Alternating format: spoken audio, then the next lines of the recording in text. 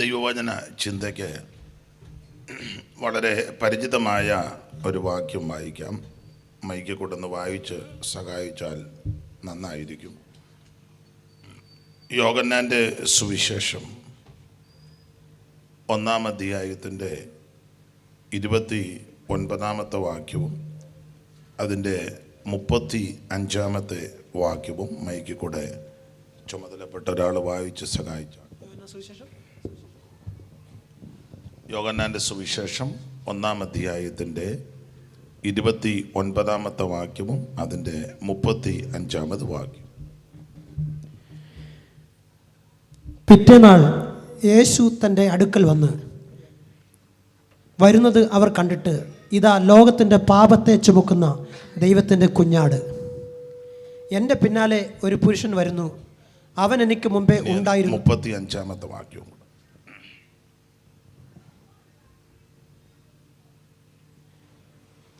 ഞാനോ അവനെ അറിയുന്നില്ല, എങ്കിലും 35-ാം വാക്യം. പിറ്റേനാൾ യോഹന്നാൻ പിന്നെയും തൻ്റെ ശിഷ്യന്മാരിൽ 2 പേരുമായി അവിടെ നിൽക്കുമ്പോൾ കടന്നു പോകുന്ന യേശുവിനെ നോക്കിയിട്ട്, ഇതാ ദൈവത്തിൻ്റെ കുഞ്ഞാട് എന്ന് പറഞ്ഞു. നമുക്ക് ഒരു നിമിഷം കൂടെ പ്രാർത്ഥിക്കാം. മഹത്വവാനും പരിശുദ്ധനുമാകുന്ന ഞങ്ങളുടെ ദൈവമേ, നല്ല രാത്രിക്കായിട്ട് സ്തോത്രം ചെയ്യുന്നു. കൂടപ്പെട്ടിരിക്കുന്ന എല്ലാവരെയും ആശീർവദിക്കണം. ശബ്ദപരിധിയിൽ ഞങ്ങളെ ശ്രവിക്കുന്ന ഏവർക്കും അനുഗ്രഹമാക്കി തീർക്കണം. അവിടുത്തെ പുണ്യനാമത്തെ മഹത്വപ്പെടുത്തുകയാണ്. ഈ ദേശത്തെ അനുഗ്രഹിക്കണം. പ്രാർത്ഥന കേട്ടതിനാൽ സ്തോത്രം. ക്രിസ്തുവേശുവിൻ്റെ നിസ്തുല്യ നാമത്തിൽ തന്നെ ആമേൻ. നമ്മുടെ കരവും ശബ്ദവും ഉയർത്തി ദൈവത്തെ സ്തുതിക്കാം. ഹല്ലേലൂയ. അനുഗ്രഹപ്രദമായ ഈ നല്ല രാത്രി സമയത്തിനായിട്ട് ദൈവത്തെ സ്തുതിക്കുന്നു. ഈ നല്ല രാത്രി സമയത്തിനായിട്ട് ദൈവത്തെ മഹത്വപ്പെടുത്തുന്നു. കൂടപ്പെട്ടിരിക്കുന്ന ദൈവമക്കൾ, ഈ കൺവെൻഷൻ ഇവിടെ നടത്തുന്ന ബഹുമാന്യ കർത്തൃദാസൻ കുടുംബം, ഗായക സംഘം, മൈക്ക് ഓപ്പറേറ്റ് ചെയ്യുന്ന പ്രിയപ്പെട്ടവർ, ഈ ശുശ്രൂഷ മറ്റ് സ്ഥലങ്ങളിലിരിക്കുന്നവർക്ക് കാണുകയും കേൾക്കുകയും ചെയ്യത്തക്ക വിധ പകർത്തിക്കൊണ്ടിരിക്കുന്ന പ്രിയപ്പെട്ടവർ, ഈ ശബ്ദപരിധിയിൽ ഞങ്ങളെ ശ്രദ്ധിക്കുന്ന ഈ നാട്ടിലെ ബഹുമാന്യരായ എല്ലാ പ്രിയപ്പെട്ടവർ, സമീപ ഭവനങ്ങളിൽ പാർക്കുന്ന ബഹുമാന്യരായ പ്രിയപ്പെട്ടവർ, ഏവർക്കും യേശുക്രിസ്തുവിൻ്റെ നിസ്തുല്യ നാമത്തിൽ ഈ സന്ധ്യയിൽ വന്ദനം ചൊല്ലുന്നു. ദൈവം എല്ലാവരെയും അനുഗ്രഹിക്കട്ടെ. ഇന്ന് രാത്രിയിൽ ശാന്തമായ അന്തരീക്ഷത്തിൽ ദൈവവചനത്തിൽ നിന്ന് ചില കാര്യങ്ങൾ നമുക്ക് ചിന്തിക്കാം. കഴിഞ്ഞ 3 രാത്രിയിലും ശ്രേഷ്ഠരായ ദൈവദാസന്മാർ കൂടി വിലപ്പെട്ട ആത്മീയ സന്ദേശങ്ങൾ ഈ ദേശത്തോട് കൂടപ്പെട്ടവരോട് കർത്താവ് അറിയിച്ചു. അവരെ അതിനായിട്ട് ദൈവം ശക്തീകരിക്കുകയും പ്രാപ്തരാക്കി തീർക്കുകയും ചെയ്തു. ഈ രാത്രിയിലും എളിയവനും വരുവാൻ ദൈവം കരുണ ചെയ്തു. ഇന്ന് രാത്രി ശാന്തമായിട്ട് നമുക്ക് തിരുവചനത്തിൽ നിന്ന് ചില കാര്യങ്ങൾ വചനത്തിൻ്റെ അടിസ്ഥാനത്തിൽ ചിന്തിക്കാം. അതിന് ആധാരമായിട്ട് നമ്മൾ വായിച്ചത് 2 വാക്യമാണ് ഇവിടെ വായിച്ച് കേട്ടത്. യോഹന്നാൻ്റെ സുവിശേഷം 1-ാം അധ്യായത്തിൻ്റെ 29-ാമത്തെ വാക്യവും അതിൻ്റെ 35-ാമത് തിരുവെഴുത്തുമാണ്. ആ 2 വാക്യം ഒരിക്കൽ കൂടി ഒന്ന് മക്കൾ വായിച്ച് സഹായിച്ചാട്ടെ. പിറ്റേന്നാൾ യേശു തൻ്റെ അടുക്കൽ വരുന്നത് അവൻ കണ്ടിട്ട്, ഇതാ ലോകത്തിൻ്റെ പാപം ചുമക്കുന്ന ദൈവത്തിൻ്റെ കുഞ്ഞാട്.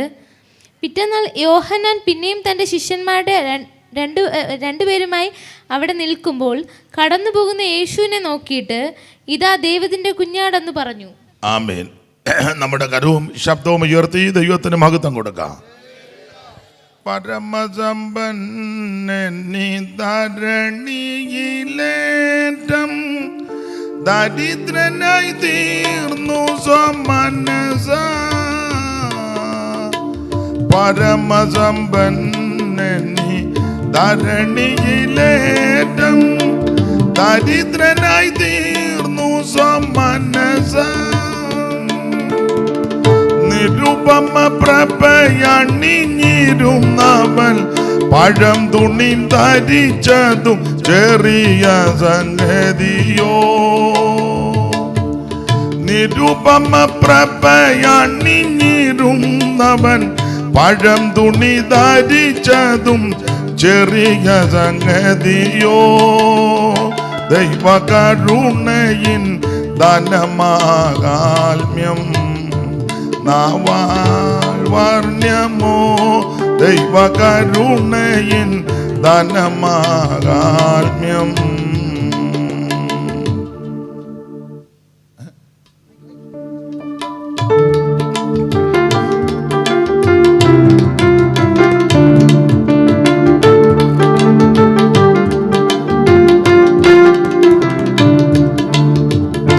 ദേവദൂതൻ പശുശാലയിൽ നരന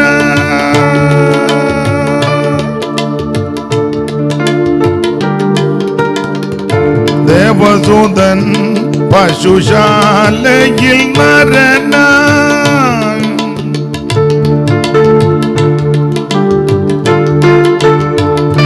ദേവദൂതൻ പശുശാലയിൽ നരനായി അവതരിച്ചതു വെറും കഥയോ.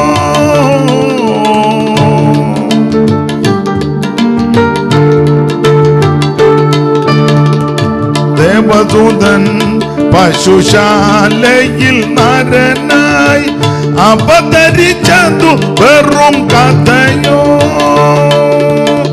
ഭുവനമൊന്നാകെ ചമച്ചവനൊരു ചെറുഭവനമും ലഭിച്ചതില്ലെന്നോ.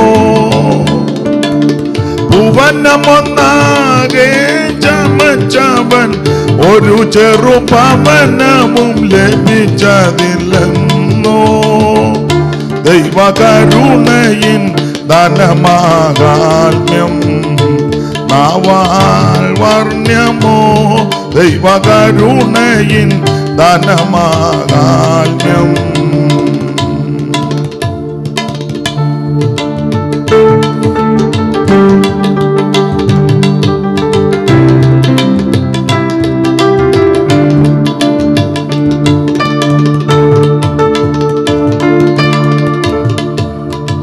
കുരിശു ചുമന്നവൻ ഗിരിമുകളേറി. കുരിശു ചുമന്നവൻ ഗിരിമുകളേറി വിധിച്ചു കൈകാൽകളെ അതിന്മേൽ.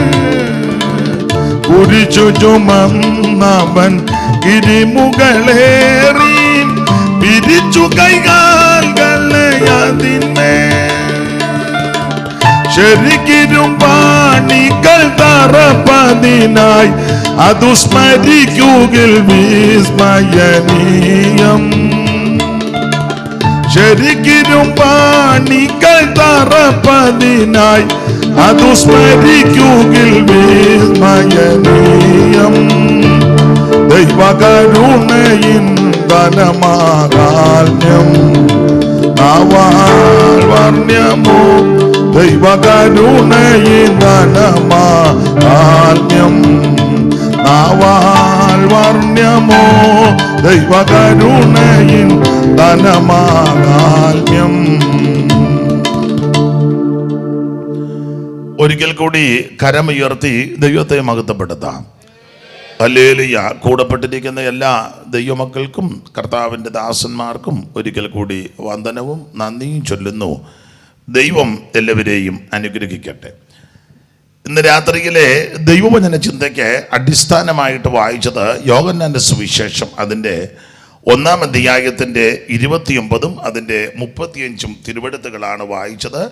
ഒരിക്കൽ കൂടി വായിച്ച് സഹായിച്ചാട്ടെ. പിറ്റന്നാൾ യേശു തന്റെ അടുക്കൽ വരുന്നത് അവൻ കണ്ടിട്ട് ഇതാ ലോകത്തിന്റെ പാപം ചുമക്കുന്ന ദൈവത്തിന്റെ കുഞ്ഞാട്. പിറ്റന്നാൾ യേശു പിന്നെയും തന്റെ ശിഷ്യന്മാരിൽ 2 പേരുമായി അവിടെ നിൽക്കുമ്പോൾ കടന്നു പോകുന്ന യേശുവിനെ നോക്കിയിട്ട് ഇതാ ദൈവത്തിന്റെ കുഞ്ഞാടെന്ന് പറഞ്ഞു. വളരെ പരിചിതമായ തിരുവെഴുത്താണ് ഇന്ന് രാത്രിയിലെ ചിന്തയ്ക്ക് അടിസ്ഥാനമായിട്ട് വായിച്ചത്.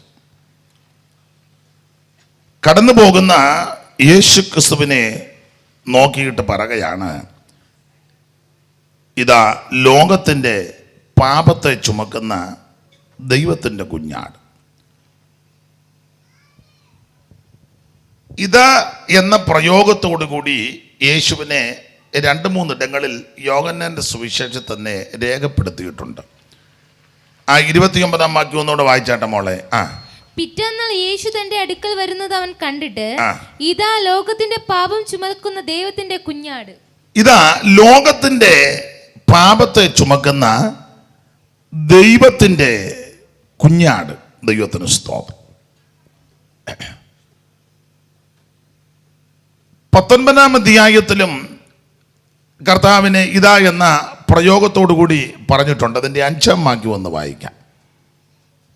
അങ്ങനെ യേശു മുൾക്കിരീടവും ധൂമ്രവസ്ത്രവും ധരിച്ച് പുറത്തു വന്നു. പീലാത്തോസ് അവരോട്, ആ മനുഷ്യൻ ഇതാ എന്ന് പറഞ്ഞു. ഇതാ എന്ന് യേശുക്രിസ്തുവിനെ ചൂണ്ടിക്കൊണ്ട് വീണ്ടും പറയുകയാണ്. അവിടെ ആ ഭാഗത്തേക്ക് നമുക്ക് പിന്നാലെ വരാം. ഈ രാത്രി ശുശ്രൂഷയ്ക്ക് എന്നെ ക്ഷണിച്ച കർത്തൃദാസനും കുടുംബത്തിനും ചുമതലപ്പെട്ടവർക്കും ഒരിക്കൽ കൂടി നന്ദി ചൊല്ലുന്നു. യോഹന്നാന്റെ സുവിശേഷം 1:29-35 ചിന്തയ്ക്ക് അടിസ്ഥാനമായിട്ട് വായിച്ചത്. ഇന്ന് രാത്രി വളരെ ശാന്തമായിട്ട് നമുക്ക് ദൈവ വചനത്തിൽ നിന്ന് ചിന്തിക്കാം. എന്തിനാ ഇങ്ങനെയുള്ള പ്രസംഗങ്ങൾ അല്ലെങ്കിൽ നിങ്ങളുടെ സുവിശേഷ യോഗം നടത്തുന്നത് എന്ന് ചോദിച്ചാൽ അതിന് പല കാരണമുണ്ട്. ഒന്ന്, എല്ലാവരും യേശു ക്രിസ്തുവിനെ അറിയണം. 2, അറിയുക മാത്രമല്ല എല്ലാവരും നിത്യജീവൻ പ്രാപിക്കണം. 3, ഈ പ്രസംഗിക്കുന്നത് എന്താണെന്ന് എല്ലാവരും മനസ്സിലാക്കണം. അത് മനസ്സിലാക്കി നമുക്ക് താല്പര്യമുണ്ടെങ്കിൽ, ഇഷ്ടമുണ്ടെങ്കിൽ അതിനനുസരിച്ച് ജീവിക്കണം. ഇന്ന് പലയിടങ്ങളിലും പ്രസംഗങ്ങൾ നടക്കുന്നു, പക്ഷേ പലർക്കും മനസ്സിലാകുന്നില്ല. 1, മനസ്സിലാകുന്ന രീതി പറയുന്നില്ല. 2, ഈ പറയുന്നവർക്ക് തന്നെ ഇതെന്തുവാന്ന് അവർക്കും വലിയ തിട്ടമില്ല.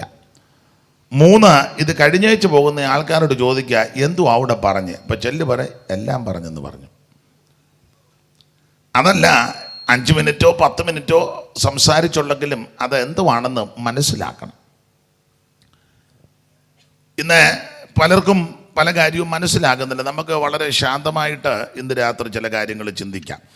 എനിക്ക് ശാരീരികമായിട്ടും അല്പം ബുദ്ധിമുട്ടുള്ളത് കൊണ്ട് ഇന്ന് വളരെ ശബ്ദമെടുക്കാനോ സാധാരണ നിൽക്കുന്നത് പോലല്ല, വളരെ ശാന്തമായിട്ട് നമുക്ക് ദൈവവചനത്തിൽ നിന്ന് അല്പസമയങ്ങൾ ചിന്തിക്കാം.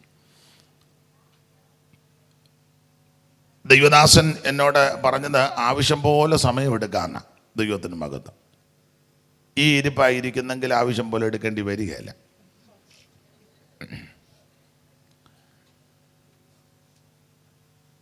യോഹന്നാന്റെ സുവിശേഷം. എന്താണ് സുവിശേഷം? സുവിശേഷം മതം മാറ്റുന്ന ഒരു പ്രക്രിയ അല്ല. സുവിശേഷം ബഹളവും ഒച്ചപ്പാടും അലമുറ ഇടുന്നതുമല്ല. സുവിശേഷം ആൾക്കാരെ എല്ലാം കൂടെ ഒന്നിച്ചു കൂട്ടി പിള്ളേരുടെ ഭാഷ പറഞ്ഞ ഓളം ഉണ്ടാക്കുന്നതല്ല. സുവിശേഷം കോളാമ്പി മൈക്കുമെല്ലാം എല്ലായിടത്തും സെറ്റ് ചെയ്ത് നാട്ടുകാർക്ക് അസ്വസ്ഥത ഉളവാക്കുന്നതല്ല. സുവിശേഷം ഈ വാദ്യ ഉപകരണങ്ങളെല്ലാം ഇതെല്ലാം നല്ലതാ, വളരെ നന്നായിരിക്കുന്നു. എന്നാൽ ചിലയിടങ്ങളിൽ ഇതെല്ലാം കൂടെ വെച്ച് ഭയങ്കരമായിട്ട് നമുക്ക് അരോചകത്വം വരുന്ന രീതിയിൽ ഒപ്പിക്കുന്നതല്ല. സുവിശേഷം പ്രത്യേക ശാസ്ത്രങ്ങളെ പറ്റി വിവരിക്കുന്നതല്ല. തത്വജ്ഞാനം വിളമ്പുന്നതും അല്ല സുവിശേഷം. മതമാറ്റമല്ല സുവിശേഷം. സുവിശേഷം എന്താണെന്ന് ചോദിച്ചാൽ പലർക്കും അറിയാം. അറിയാത്തവരുടെ അറിവിന് സുവിശേഷം ഒരു വ്യക്തിയാണ്. അത് മറ്റാരുമല്ല, കർത്താവായ യേശു ക്രിസ്തു. മനുഷ്യവർഗത്തിൻ്റെ പാപത്തിന് പരിഹാരം എടുത്തുവാൻ സ്വർഗമഹിമകൾ വെടിഞ്ഞ് ഈ ലോകത്തിലേക്ക് മനുഷ്യാവതാരം എടുത്തു വന്ന നസറായനായ യേശു ക്രിസ്തു. അതാണ് സുവിശേഷം. ധന്യനായ പൗലോസ് പറഞ്ഞ വാക്യം, ദൈവമക്കൾക്ക് തിട്ടമുണ്ട്, ദാവീദിന്റെ സന്തതിയായി ജനിച്ച് മരിച്ച് അടക്കപ്പെട്ട് ഉയർത്തെഴുന്നേറ്റ യേശു ക്രിസ്തുവിനെ ഓർത്തുകൊള്ളുക, അതാകുന്ന സുവിശേഷം. അപ്പോൾ സുവിശേഷം യേശു ക്രിസ്തു.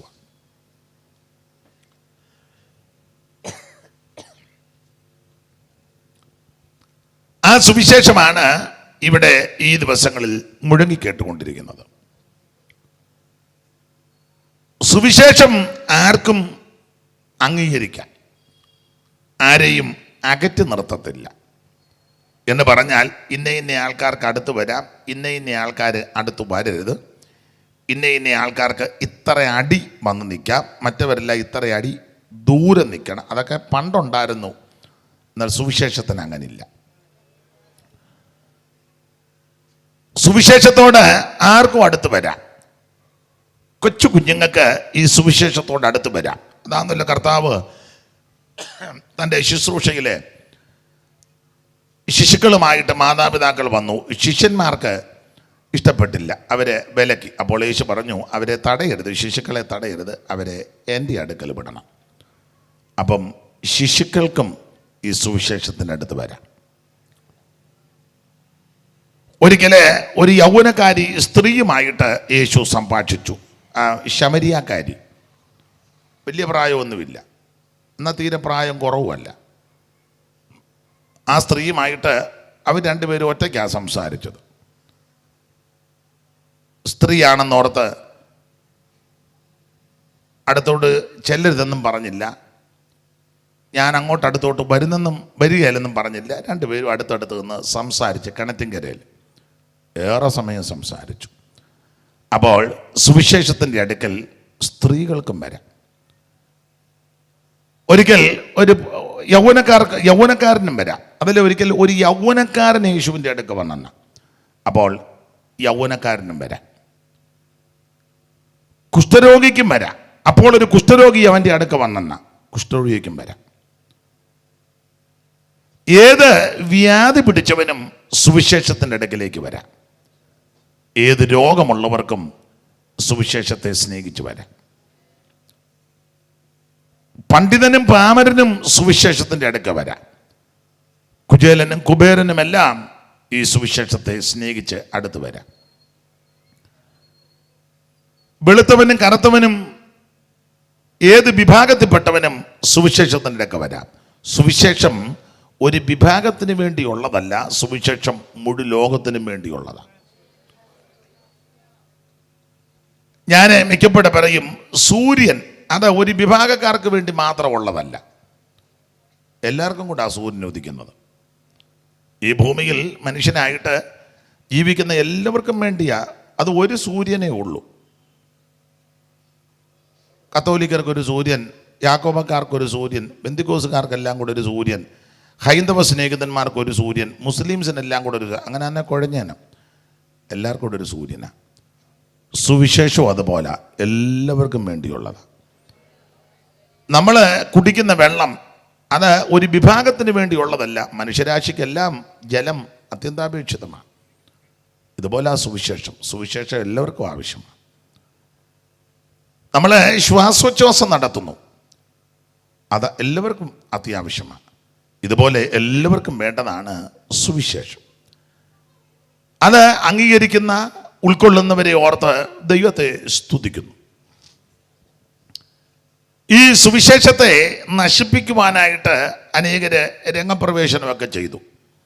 എന്നാൽ സന്തോഷത്തോടും പ്രത്യാശയോടും പറയാം, സുവിശേഷത്തിന് നാശമൊന്നും വന്നിട്ടില്ല, വരുത്തുമില്ല. നശിപ്പിക്കാൻ നോക്കിയവർക്കാണ് ക്ഷീണം സംഭവിച്ചത്. സുവിശേഷത്തിന് ഒരു കോട്ടവും വന്നിട്ടില്ല, വരുത്തുമില്ല. സുവിശേഷം വന്നതുകൊണ്ടാണ് മനുഷ്യവർഗത്തിൻ്റെ സ്ഥിതിക്ക് മാറ്റം വന്നത്. സുവിശേഷം മനുഷ്യനെ മനുഷ്യനായി കാണാൻ പഠിപ്പിക്കും. ഇത് കൊല്ലാനും അറക്കാനും മുടിക്കാനും നശിപ്പിക്കാനുമുള്ള മാർഗമല്ല. ജീവൻ തരാനും സമാധാനം തരാനും സന്തോഷം തരാനും ആശ്വാസം തരാനും അനുഗ്രഹങ്ങൾ നൽകാനുമുള്ള മാർഗമാണ്.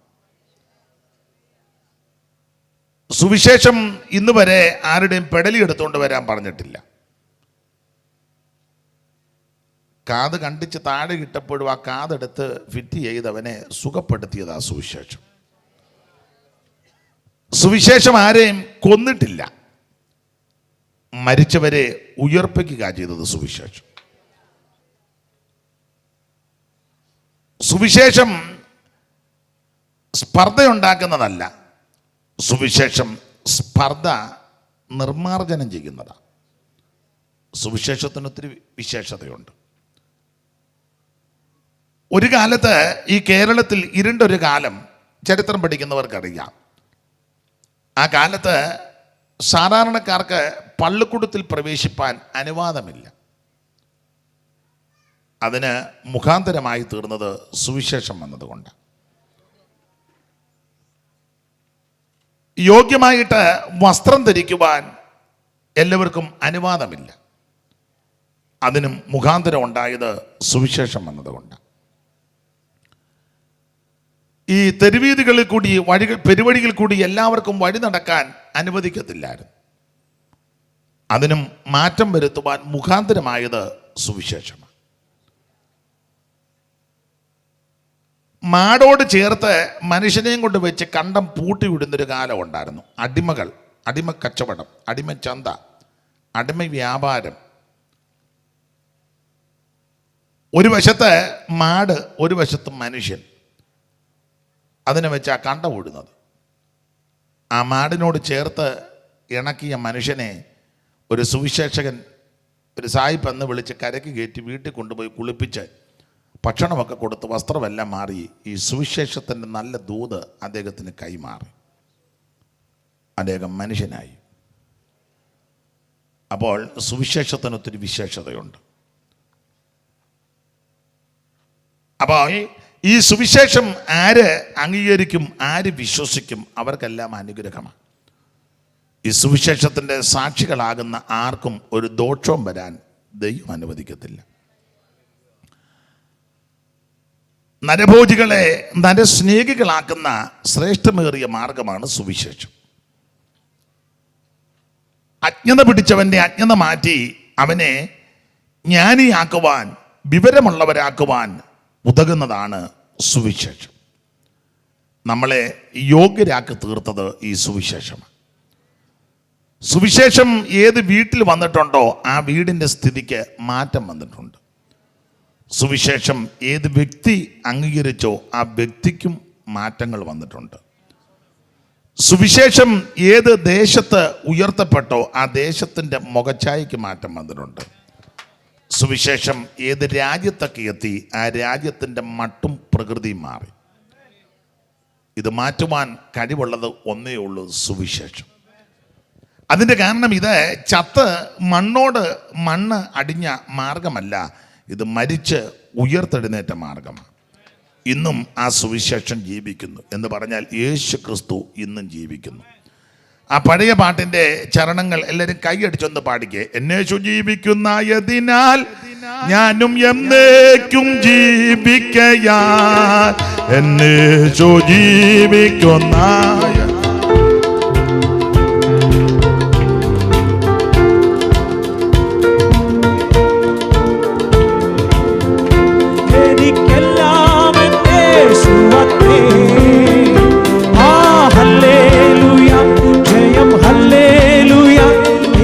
കർത്താവു ജീവിക്കുന്നു.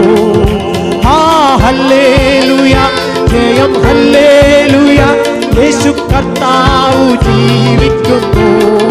യേശു ക്രിസ്തു ഉയർത്തു ജീവിക്കുന്നു, പരലോകത്തിൽ ജീവിക്കുന്നു. യേശു ക്രിസ്തു ഉയർത്തു ജീവിക്കുന്നു, പരലോകത്തിൽ ജീവിക്കുന്നു. ഇഹലോകത്തിൽ താൻ ഇനി വേഗം വരും, രാജരാജനായി വാണിടുവാൻ. ഹല്ലേലൂയ, ജയം ഹല്ലേലൂയ, യേശു കർത്താവ് ജീവിക്കുന്നു. ഹല്ലേലൂയ, ജയം ഹല്ലേലൂയ, യേശു കർത്താവ് ജീവിക്കുന്നു.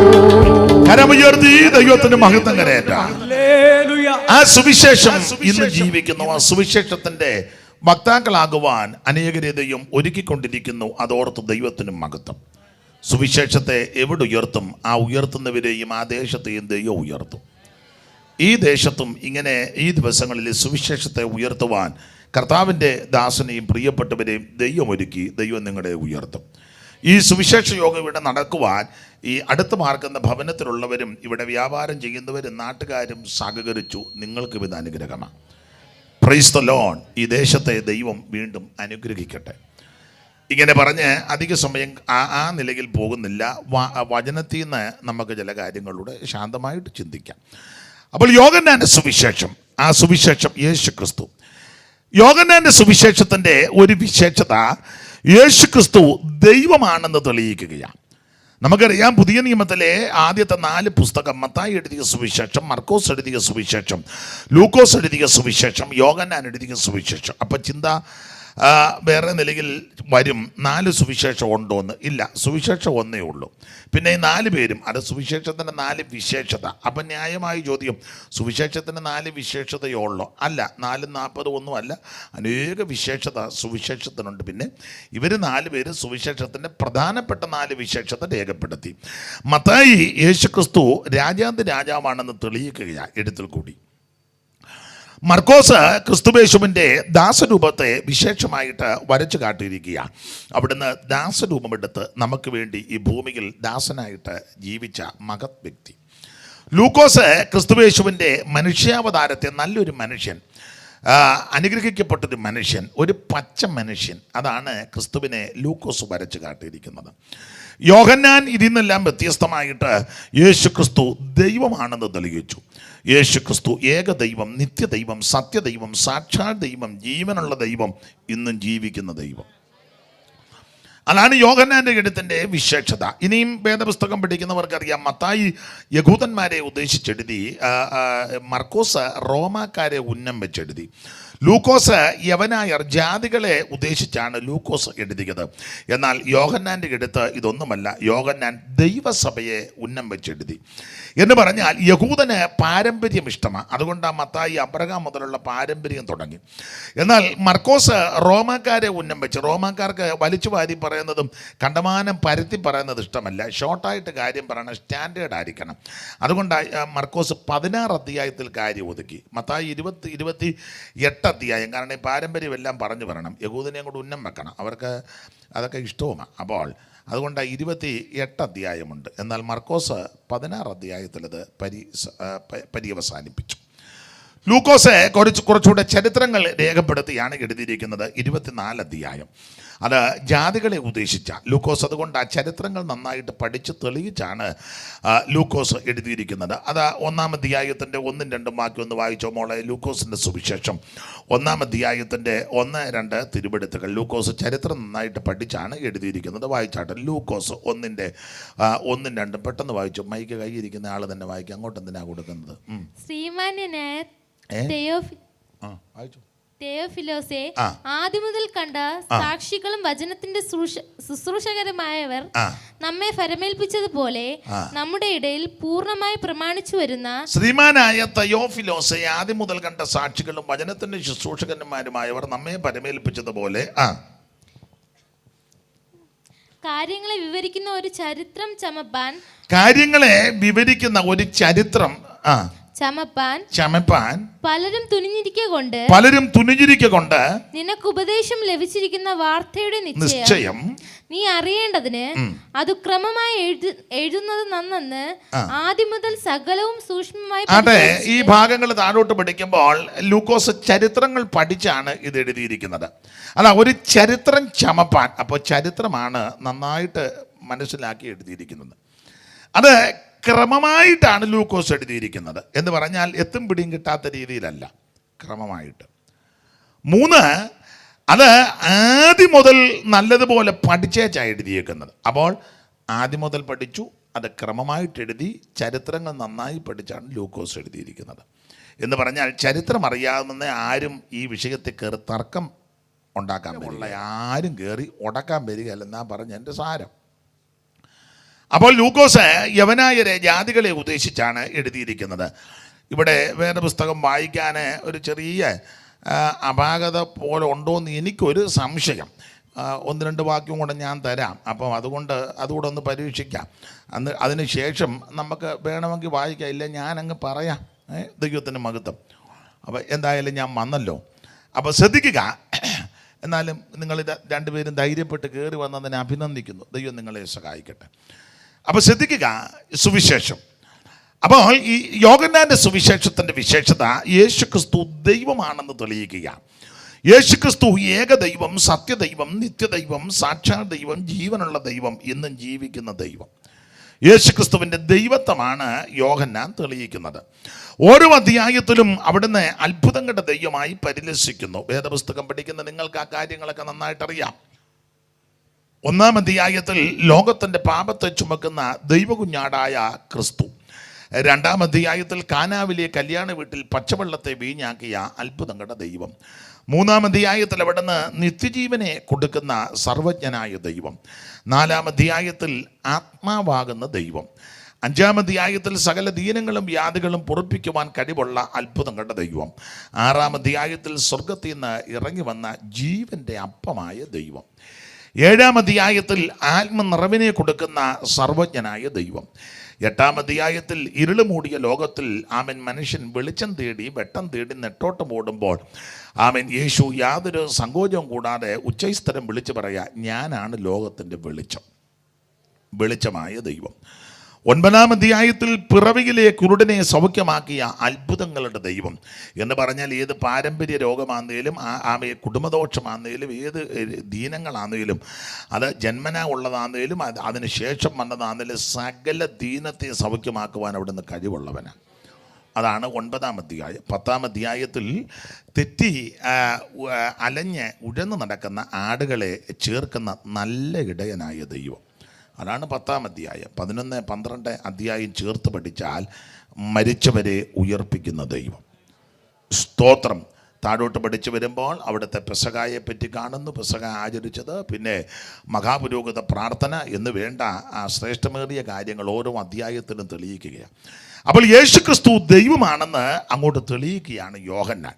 നമ്മൾ 1-ാം അധ്യായത്തിൻ്റെ 29, 35 തിരുവെഴുത്താണ് ഇന്ന് രാത്രിയിലെ ചിന്തയ്ക്ക് അടിസ്ഥാനമായിട്ട് വായിച്ചത്. അപ്പോൾ അവിടെ ഇങ്ങനെ വായിക്കുന്നത്, കടന്നു പോകുന്ന യേശുവിനെ ചൂണ്ടിക്കൊണ്ട് യോഹന്നാൻ സ്നാപകൻ വിളിച്ചു പറയുക, ഇതാ ലോകത്തിൻ്റെ പാപത്തെ ചുമക്കുന്ന ദൈവത്തിൻ്റെ കുഞ്ഞാട്. ശ്രദ്ധിക്കുക, ഈ തിരുവെഴുത്തിൽ യേശുക്രിസ്തുവിനെ കുഞ്ഞാട് എന്ന നിലകളിൽ വിശുദ്ധ ബൈബിളിൽ രേഖപ്പെടുത്തിയിട്ടുണ്ട്. അത് ചിലർക്ക് മനസ്സിലാകത്തില്ല എന്ന് പറഞ്ഞാൽ നിഷ്കളങ്കതയെ കാണിക്കുന്നതാണ്. അതാണ് കുഞ്ഞാട്, ദൈവത്തിന് മഹത്വം. അപ്പോൾ യേശുക്രിസ്തുവിനെ കുഞ്ഞാട് എന്നുള്ള നിലയിൽ ഈ തിരുവെഴുത്തിൽ പലയിടങ്ങളിൽ ക്രിസ്തുവിനെ വെളിപ്പെടുത്തിയിട്ടുണ്ട്. ഇന്ന് രാത്രി നമ്മൾ ചിന്തിക്കാൻ പോകുന്ന അങ്ങനെ ചില കാര്യങ്ങളാണ്. ദൈവത്തിന് മഹത്വം. അപ്പോൾ യോഹന്നാന്റെ സുവിശേഷം 1-ാം അധ്യായത്തിൽ പറയുന്നത് ലോകത്തിൻ്റെ പാപത്തെ ചുമക്കുന്ന ദൈവത്തിൻ്റെ കുഞ്ഞാട്. കടന്നു പോകുന്ന യേശുവിനെ നോക്കിക്കൊണ്ട് പറയും, ഇതാ ലോകത്തിൻ്റെ പാപത്തെ ചുമക്കുന്ന ദൈവകുഞ്ഞാട്. 19-ാം അധ്യായത്തിലും പറഞ്ഞല്ലോ, ഇതാ സ്തോത്രം എന്ന് ഉള്ള പ്രയോഗത്തോടെ 19-ന്റെ 5 ഒന്നുകൂടെ വായിച്ചാട്ടെ മോളെ, വായിച്ചേ. 19 കിരീടവും മൈക്ക് കൂടെ നന്നായിട്ട് വായിക്കും. അങ്ങനെ യേശു മുൾക്കിരീടവും ധൂമ്രവസ്ത്രവും ധരിച്ച് പുറത്തു വന്നു. പീലാത്തോസ് അവരോട് ആ മനുഷ്യൻ ഇതാ എന്ന് പറഞ്ഞു. മഹാപുരോഹിതന്മാരും ചേവകരും അവനെ കണ്ടപ്പോൾ ക്രൂശിക്ക എന്ന് ആർത്തു വിളിച്ചു. പീലാത്തോസ് അവരോട്, നിങ്ങൾ അവനെ കൊണ്ടുപോയി ക്രൂശിപ്പിൻ, ഞാനോ അവനിൽ കുറ്റം കാണുന്നില്ല എന്ന് പറഞ്ഞു. യഹൂദന്മാർ അവനോട്, ഞങ്ങൾക്കൊരു ന്യായപ്രമാണമുണ്ട്. അപ്പൊ ശ്രദ്ധിക്കുക, കടന്നു പോകുന്ന യേശുവിനെ ചൂണ്ടിക്കൊണ്ട് യോഹന്നാൻ വിളിച്ചു പറഞ്ഞു, ഇതാ ലോകത്തിന്റെ പാപത്തെ ചുമക്കുന്ന ദൈവകുഞ്ഞാട്. പീലാത്തോസ് കൂടി നിന്നവരോട് പറയുകയാണ്, ഇതാ ആ മനുഷ്യൻ. അത് ശരിക്കും പറഞ്ഞാൽ ആ മനുഷ്യൻ ഇതാന്ന് പറഞ്ഞു. പശ്ചാത്തല ഭാഗം നിങ്ങൾക്കറിയാം. നമ്മുടെ കർത്താവാകുന്ന യേശുക്രിസ്തു തിരുവെടുത്ത് രേഖപ്പെടുത്തിയിരിക്കുന്നത് പോലെ കഷ്ടാനുഭവങ്ങളിൽ കൂടി കടന്നുപോയി. പെസഹ കഴിഞ്ഞ്, അന്ത്യത്താഴം കഴിഞ്ഞ് യേശുവും ശിഷ്യന്മാരും പ്രാർത്ഥിക്കാനായിട്ട് കിദ്രോൻ തോട് കടന്നുപോയി. അങ്ങനെ പ്രാർത്ഥിക്കുന്ന സന്ദർഭത്തിലാണ് വാളും വടിയും തീപെട്ടിയും പന്തങ്ങളുമായിട്ട് യൂദയുടെ ഒറ്റിക്കൊടുപ്പിനാൽ മഹാപുരോഹിതന്മാരുടെയൊക്കെ നേതൃത്വത്തിൽ തോട്ടത്തിൽ വന്ന് വളഞ്ഞ് യേശുവിനെ പിടിച്ചു. ഒരു കള്ളനെ, കൊള്ളക്കാരനെ, കൊലപാതകനെ പിടിച്ചു കിട്ടുന്നത് പോലെ അവർ യേശുവിനെ പിടിച്ചു കിട്ടി. അവിടെ മുതൽ ആക്ഷേപിച്ചും പരിഹസിച്ചും ദുഷിച്ചും യേശുവിനെ നടത്തി. എന്തിനേറെ ആ രാത്രി പല കോടതി മാറി മാറി ക്രിസ്തുവിനെ വിസ്തരിച്ചു. പീലാത്തോസും ഹെരോദാവും മഹാപുരോഹിതന്മാരെ സെന്നിത്തിരി സംഘങ്ങളെല്ലാം മാറി മാറി വിസ്തരിച്ചു. യാതൊരു കുറ്റവും യേശുവിൽ കണ്ടില്ല. എന്തിനേറെ എങ്കിലും ജനത്തിൻ്റെ ആരവാരവും ക്രോധ നിമിത്തം ബറബാസിനെ വിട്ടുകൊടുക്കുകയും യേശുവിനെ ക്രൂശിക്ക എന്ന് ആക്രോശിച്ച് ഏക മനസ്സോടെ വരെ ചേർന്ന് നിലവിളിച്ചു.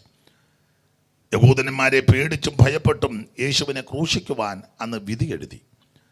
അങ്ങനെ കണ്ണ് മൂടിക്കെട്ടി അവിടുത്തെ കന്നത്തടിച്ചു, മുഖത്ത് കാർക്കിച്ച് തുപ്പി.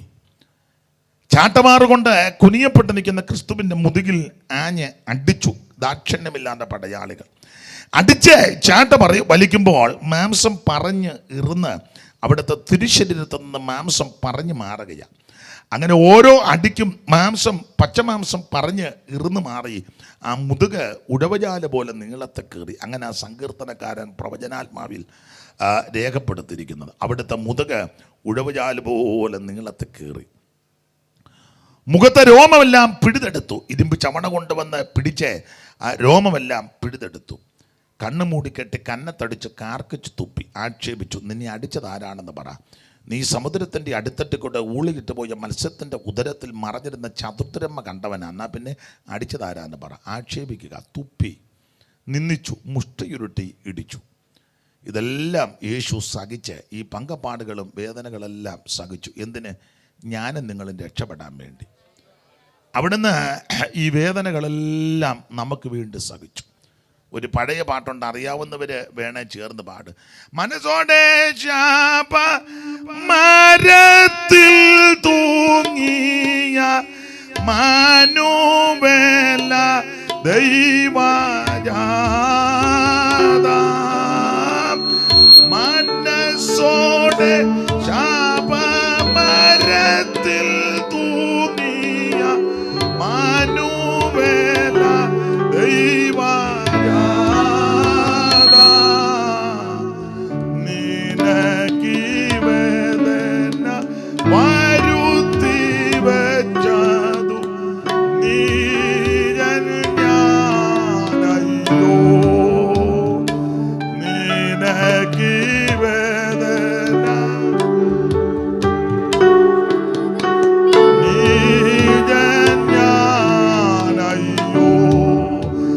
മനുഷ്യവർഗത്തിന്റെ പാപം പരിഹരിക്കുവാൻ, ശാപദോഷങ്ങൾ മാറ്റുവാൻ അവിടുന്ന് നമുക്ക് വേണ്ടി പങ്കപ്പാടുകളും പീഡകളും സഹിച്ചു. രാത്രി മുഴുവൻ ആക്ഷേപിച്ച്, ഉപദ്രവിച്ച്, പീഡിപ്പിച്ച്, പരിഹസിച്ച്, ഇങ്ങനെ ആ പുസ്തകത്തിൽ വാക്യം, പരിഹസിച്ച് തീർന്ന ശേഷം എന്തിനേറെ ഈ ശോഭകേടും ഉപദ്രവങ്ങളും എല്ലാം സഹിച്ചു വഹിച്ച് പ്രവചനാത്മാവിൽ പ്രവാചകൻ പറഞ്ഞു, കണ്ടാൽ ആളല്ലെന്ന് തോന്നുമാറ് അവിടുന്ന് വിരൂപമാക്കപ്പെട്ടു. രാവിലെ യേശുവിനെ കൊണ്ടുവന്ന് ഇങ്ങനെ നിർത്തിയപ്പോൾ ജനത്തിന് ഒരു തർക്കം. അപ്പോൾ ജനത്തിനിടയിൽ തർക്കമുണ്ടായി. അപ്പോൾ ചിലർ പറഞ്ഞു, ആ നിൽക്കുന്നത് ഇന്നലെ രാത്രി പിടിച്ച യേശു എന്ന് പറയുന്ന നസറായന. അപ്പോൾ ചിലർ പറഞ്ഞു, അല്ല, അത് ആ ആളല്ല, ആ നസറായൻ നല്ല സൗന്ദര്യമുള്ളവനാണ്. നമ്മൾ കഴിഞ്ഞ ആഴ്ചയൊക്കെ കണ്ടതല്ലേ, ആ പള്ളി വന്നപ്പോൾ വഴിയിലെല്ലാം വിലയേറിയ വസ്ത്രങ്ങളും കൊമ്പുമൊക്കെ വെട്ടി വിരിച്ച് ഇട്ടപ്പോൾ അതിൽ കൂടെ പോയത് നമ്മൾ കണ്ടതാണ്. അത് സൗന്ദര്യത്തിൻ്റെ തിടമ്പ, സൗന്ദര്യവാനാണ്, അതല്ല. അപ്പോൾ ജനം പറഞ്ഞു, അല്ല, ഇന്നലെ പിടിച്ച ആൾ തന്നെ. അപ്പോൾ ചെല്ല് പറഞ്ഞു, അല്ല, ഇത് വികൃതമായിട്ട് പ്രാകൃതമായിട്ടിരിക്കുന്നു. അങ്ങനെ ജനത്തിനിടയിൽ തർക്കം നടന്നു. യേശു ആണെന്നും അല്ലെന്നും രണ്ട് തർക്കം. ആ തർക്കം സ്ഥിരീകരിക്കാനാണ് പീലാത്തോസ് വന്ന് പറഞ്ഞ്, തർക്കിക്കണ്ട, ആ മനുഷ്യൻ ഇത് തന്നെയാണെന്ന് പറഞ്ഞു. ഈ വിരൂപമായി നിൽക്കുന്നത് ഞാനും നിങ്ങളും രൂപപ്പെട്ടു വരാൻ വേണ്ടി, എനിക്ക് നിങ്ങൾക്ക് നല്ല രൂപമുണ്ടാകുവാൻ, നമുക്ക് വേണ്ടി പങ്കപ്പാട് സഹിച്ചു, നമുക്ക് വേണ്ടി ഉപദ്രവങ്ങളേറ്റു, നമുക്ക് വേണ്ടി പീഡകൾ സഹിച്ച ആ നസറായനെ ഇന്ന് രാത്രി ഓർത്ത് ആ നസറായൻ്റെ പാദത്തിൽ ആര് സമർപ്പിക്കും, അവർക്ക് ഇന്ന് രാത്രി രക്ഷയാണ്. അപ്പോൾ ഇതാ എന്ന പ്രയോഗത്തോടു കൂടി യേശുവിനെ പലയിടങ്ങളിലാണ് രേഖപ്പെടുത്തിയിരിക്കുന്നത്. ആ ഭാഗം ഞാനങ്ങ് വിടുകയാ. കർത്താവിന് മഹത്വം. 1-ാം അധ്യായത്തിൽ പറയുക, ലോകത്തിൻ്റെ പാപത്തെ ചുമക്കുന്ന ദൈവത്തിൻ്റെ കുഞ്ഞാട്. ഞാൻ ഓർപ്പിച്ചല്ലോ, ഈ യോഹന്നാന്റെ സുവിശേഷം 1-ാം അധ്യായത്തിൽ ലോകപാപം ചുമക്കുന്ന കുഞ്ഞാടാണ്. നിങ്ങൾക്കറിയാം, ഉൽപ്പത്തി പുസ്തകം 22-ാം അധ്യായത്തിൽ ഒരു കുഞ്ഞാടിനെ കാണുന്നുണ്ട്, ഒരാട്ടുകൊറ്റനെ കാണുന്നു. വിശ്വാസികളുടെ പിതാവെന്നറിയപ്പെട്ട അബ്രഹാമിന് ദൈവം തമ്പുരാൻ തലമുറയെ കൊടുത്തു, ഇസഹാക്കിനെ ഒരിക്കൽ യാഗമർപ്പിക്കുവാൻ ദൈവം ദർശനത്തിൽ അബ്രഹാമിനോട് പറഞ്ഞു. അരുളപ്പാട് കേട്ട അബ്രഹാം അടങ്ങിക്കിടന്നില്ല. എൻ്റെ ഭാഷയിൽ അബ്രഹാം അധികാലത്ത് എഴുന്നേറ്റ് വിറകും കത്തിയൊക്കെ എടുത്ത് ബാല്യക്കാര്യം കൂട്ടി തൻ്റെ മകൻ ഇസഹാക്കിനെയും കൂട്ടിക്കൊണ്ട് ദൈവം പറഞ്ഞ സ്ഥലത്തേക്ക് പോകുകയാണ്. അങ്ങനെ അവർ നടന്ന് ദൂരെ വെച്ച് അബ്രഹാം സ്ഥലം കണ്ടു. ബാല്യക്കാരോട് പറഞ്ഞു, നിങ്ങൾ കഴുതയുമായിട്ട് വിടിരിക്കണം, ഞാനും ബാലനും അവിടത്തോളം ചെന്ന് ആരാധന കഴിച്ച് മടങ്ങി വരാം. ഇത് വിശ്വാസ പ്രഖ്യാപനമാണ്. ആ ഭാഗമൊന്നും വിവരിക്കുന്നില്ല. അങ്ങനെ അബ്രഹാം തൻ്റെ മകനും മോറിയാമല കയറി അവിടെ ചെന്ന് നിശ്ചയിക്കപ്പെട്ട സ്ഥലത്ത് ചെന്ന് അബ്രഹാം യാഗപീഠമടുക്കി തൻ്റെ മകനാകുന്ന ഇസഹാക്കിനെ കയ്യും കാലും കെട്ടി യാഗപീഠത്തിൽ കിടത്തി. ആ മകനെ ആറ്റുനോറ്റ് കിട്ടിയ മകനെ ഹോമയാഗം അർപ്പിക്കാൻ വേദപുസ്തകം പഠിക്കുന്നവർക്കറിയാം, അബ്രഹാം കത്തി എടുത്തു. ചിലർ പ്രസംഗത്തിന് കൊഴുപ്പ് കൂട്ടാനും മാറ്റ് കൂട്ടാനും ഒക്കെ ഞാനും പണ്ട് വേദപുസ്തകം വായിക്കാഞ്ഞ സമയത്ത് വല്ലവരും പറഞ്ഞു കേട്ടുകൊണ്ട് ഞാനും പറഞ്ഞിട്ടുണ്ട്. അബ്രഹാം കത്തിയെടുത്ത് ഇങ്ങനെ വീശി, അങ്ങനെയൊന്നും വേദപുസ്തകത്തിലില്ല. വീശിയെന്നോ ഓങ്ങിയെന്നോ ഒന്നും വേദപുസ്തകത്തിലില്ല. അബ്രഹാം കത്തിയെടുത്തു, അങ്ങനെയുണ്ട്. കത്തിയെടുത്തു, അങ്ങനെയല്ലേ എഴുതിയേക്കുന്നത്. ഒന്ന് വായിച്ചേ. പിന്നെ അബ്രഹാം കൈ നീട്ടി തന്റെ മകനെ അറുക്കേണ്ടതിന് കത്തിയെടുത്തു. ഏതായാലും മോളതെല്ലാം കൃത്യമായിട്ട് നോക്കി നന്ന് അങ്ങനെ തന്നെ വായിച്ചു തരണം കേട്ടോ. ദൈവം അനുഗ്രഹിക്കട്ടെ. പേരെന്തുവാ? സോന. സോന നന്നായിട്ട് വായിക്കണം. അപ്പം ശ്രദ്ധിച്ചേ, അബ്രഹാം തൻ്റെ മകനെ കണ്ടിക്കേണ്ടതിന് അബ്രഹാം കത്തി എടുത്തു. വീശിയെന്നോ ഓങ്ങിയെന്നോ ഇങ്ങനെ ചുഴറ്റിയെന്നൊന്നുമില്ല. അതൊക്കെ ആൾക്കാരൊന്ന് ഇളകാൻ, എന്തുവാ നമ്മുടെ ഭാഷ പറഞ്ഞ ആൾക്കാരെയൊക്കെ ഒന്ന് പിമ്പിരി കയറ്റാനാണ്. അങ്ങനെയൊന്നും പിമ്പിരി കയറണ്ട. അപ്പോൾ അബ്രഹാം കത്തി എടുത്ത ഉടനെ കർത്താവ് അബ്രഹാമിനോട് പറഞ്ഞു. അടുത്ത വാക്യം വായിച്ചേ സോന. ഉടനെ യഹോവയുടെ ദൂതൻ ആകാശത്ത് നിന്ന് അബ്രഹാമേ അബ്രഹാമേ അബ്രഹാമേ എന്ന് വിളിച്ചു. ഇതാ ഞാൻ എന്ന് അവൻ പറഞ്ഞു, ബാലന്റെ മേൽ കൈവെക്കരുത്. ശ്രദ്ധിച്ചേ, കത്തി എടുത്തപ്പോഴേ കർത്താവിന് മനസ്സിലായി ഇനി മിണ്ടാതിരുന്ന അവറാച്ചൻ കണ്ടിക്കും. നമ്മൾ കത്തി എടുത്ത് വെച്ച് കണ്ണടച്ച് കുറേ നേരം ഇങ്ങനെ വീശിയൊക്കെ നിൽക്കും. ഓങ്ങി കൊടുക്കണ്ടെന്നെങ്ങാനും കണ്ടിക്കണ്ട അവറാച്ചാന്നെങ്ങാനും പറയുമോ എന്നറിയാൻ വേണ്ടി നമ്മൾ പിന്നെ ഇങ്ങനെ നിൽക്കും. അബ്രഹാം അങ്ങനെയൊന്നും നിന്നില്ല. അബ്രഹാം കത്തി എടുത്തപ്പോഴേ കർത്താവിന് പിടികിട്ടി ഇവൻ കണ്ടിക്കുന്നവനാ. കാരണം പൂർണ്ണ സമർപ്പണത്തിലാണ് നിൽക്കുന്നത്. അതുകൊണ്ട് ഉടനെ അങ്ങനെ എഴുതിയേക്കുന്നത്. ഉടനെ അമാന്തിച്ചില്ല, ഒരല്പസമയം പോലും വേസ്റ്റായില്ല. ഉടനെ അങ്ങനെ എഴുതിയേക്കുന്നത്. ഉടനെ ദൂതൻ പറഞ്ഞു, അബ്രഹാമേ ബാലന്റെ മേൽ കൈവെക്കരുത്. അടുത്ത വാക്യത്തിലുണ്ട്, അബ്രഹാം ഉടനെ പുറകോട്ട് നോക്കി. വായിച്ചേ മോളെ. നിന്റെ ഏകജാതനായ മകനെ തരുവാൻ മടിക്കായകൊണ്ട് ഭയപ്പെടുന്നു എന്ന് ഞാൻ ഇപ്പോൾ അറിയുന്നു എന്ന് അവൻ അരുളി ചെയ്തു. അടുത്തത് അബ്രഹാം തലപൊക്കി നോക്കിയപ്പോൾ അബ്രഹാം ഉടനെ തലപൊക്കി നോക്കിയപ്പോൾ പിമ്പുറത്ത് ഒരു ആട്ടുകൊറ്റൻ കൊമ്പ് കാട്ടിൽ പിടിപെട്ട് കിടക്കുന്നത് കണ്ട് അബ്രഹാം ചെന്ന് ആട്ടുകൊറ്റനെ പിടിച്ച് തന്റെ മകന് പകരം ഹോമയാഗം കഴിച്ചു. അപ്പൊ ശ്രദ്ധിക്കുക, ഇസഹാക്കിനെ കണ്ടിക്കാതെ ഇസഹാക്കിന് പകരം അബ്രഹാം ആട്ടുകൊറ്റനെ കൊണ്ടുവന്ന് ഹോമയാഗം കഴിച്ചു. അപ്പൊ ഇങ്ങനെ അങ്ങ് പറയുന്നതാണ് നല്ലത്. ഇസഹാക്കിന് പകരം ഒരാട്ടുംകുട്ടി അവിടെ യാഗമായി. അധികം വിവരിക്കുന്നില്ല. പുറപ്പാട് പുസ്തകം 12-ാം അധ്യായം നിങ്ങൾക്കറിയാം. പഠിക്കുമ്പോൾ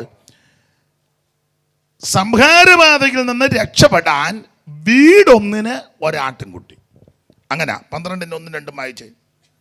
യഹോവ മോശയോടും അഹരോനോടും മിസ്രയീം ദേശത്ത് വെച്ച് അരുളി ചെയ്തത് എന്തെന്നാൽ, ഈ മാസം നിങ്ങൾക്ക് മാസങ്ങളുടെ ആരംഭമായിരിക്കണം. പിന്നെ ആണ്ടിൽ 1-ാം മാസമായിരിക്കും.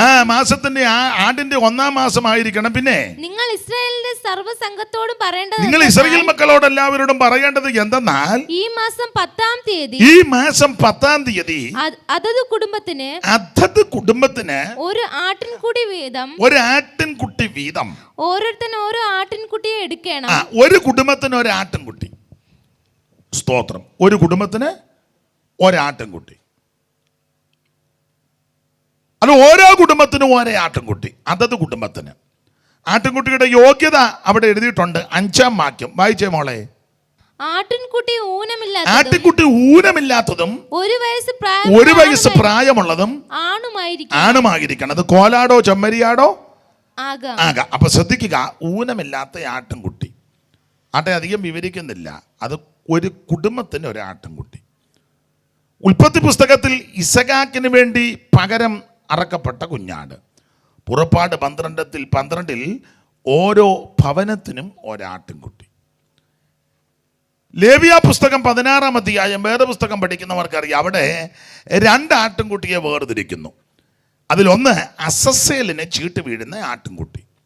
മറ്റേ ആട്ടിൻകുട്ടിയെ കൊണ്ടുവന്ന് പുരോഹിതൻ തൻ്റെ 2 കൈകളും ഈ ആടിൻ്റെ തലയിലോട്ട് വെച്ച് ഇസ്രായേൽ മക്കൾ ചെയ്തു കൂട്ടിയ അക്രമങ്ങളും അനീതികളും പാപങ്ങളുമെല്ലാം പറഞ്ഞ് ആട്ടിൻകുട്ടിയുടെ ശിരസിലോട്ട് വെച്ച് നിയമിക്കപ്പെട്ട പുരുഷൻ്റെ കൈവശം ആട്ടിൻകുട്ടിയെ പറഞ്ഞയക്കണം. അത് മരുഭൂമിയിലേക്ക് പോകുകയാണ്.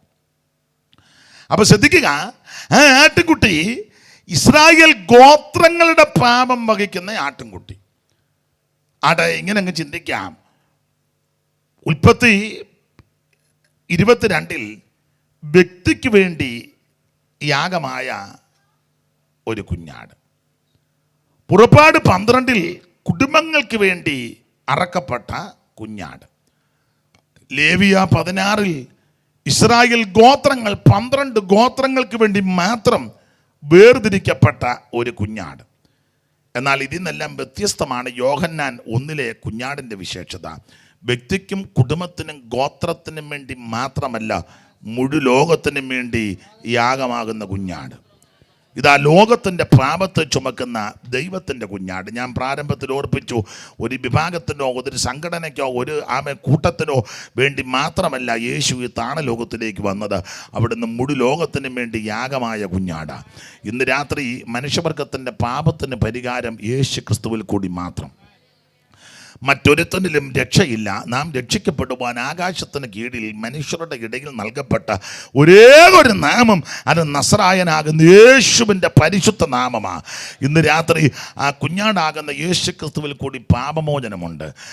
നിഷ്കളങ്കനായ കുഞ്ഞാട്, ദൈവത്തിന് സ്തോത്രം. ആ കുഞ്ഞാടിൻ്റെ വിലയേറിയ രക്തത്താൽ മനുഷ്യവർഗത്തിൻ്റെ പാപം പരിഹരിക്കും. ഈ രക്തത്തിൻ്റെ വിശേഷത, ഇത് നിർമ്മല രക്തമാണ്, പരിശുദ്ധ രക്തമാണ്, വിലയേറിയ രക്തമാണ്, സംസാരിക്കുന്ന രക്തമാണ്, പുണ്യാക രക്തമാണ്, ജയം തരുന്ന രക്തമാണ്, ആരാധിക്കാൻ നമ്മളെ യോഗ്യരാക്കി തീർത്ത രക്തമാണ്.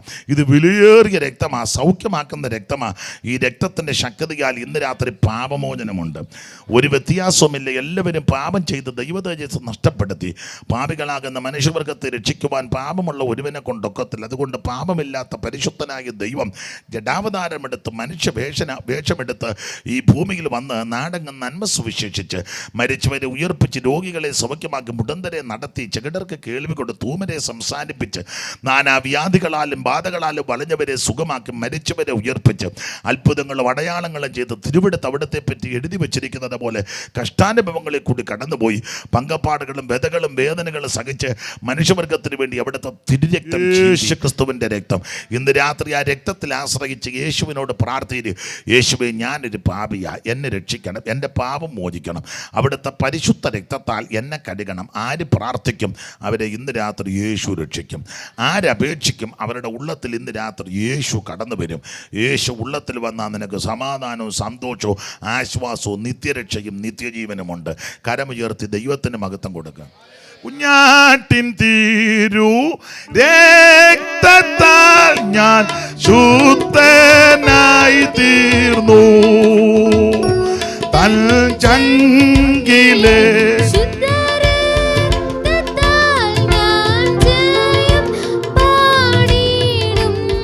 ഓ മഹത്വം രക്ഷക സ്തുതി നീക്കെന്നും ചേറ്റിൽ നീ നിന്നെ നീ വീണ്ടെടുത്തതിനാൽ സ്തുതിക്കും നിന്നെ ഞാൻ നാളെല്ലാം നന്ദിയോടടി വണങ്ങൂ.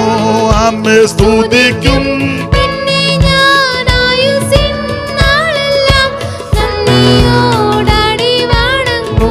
കുഞ്ഞാട്ടിൻ തീരു രക്തത്താൽ ശുദ്ധനായി തീർന്നു.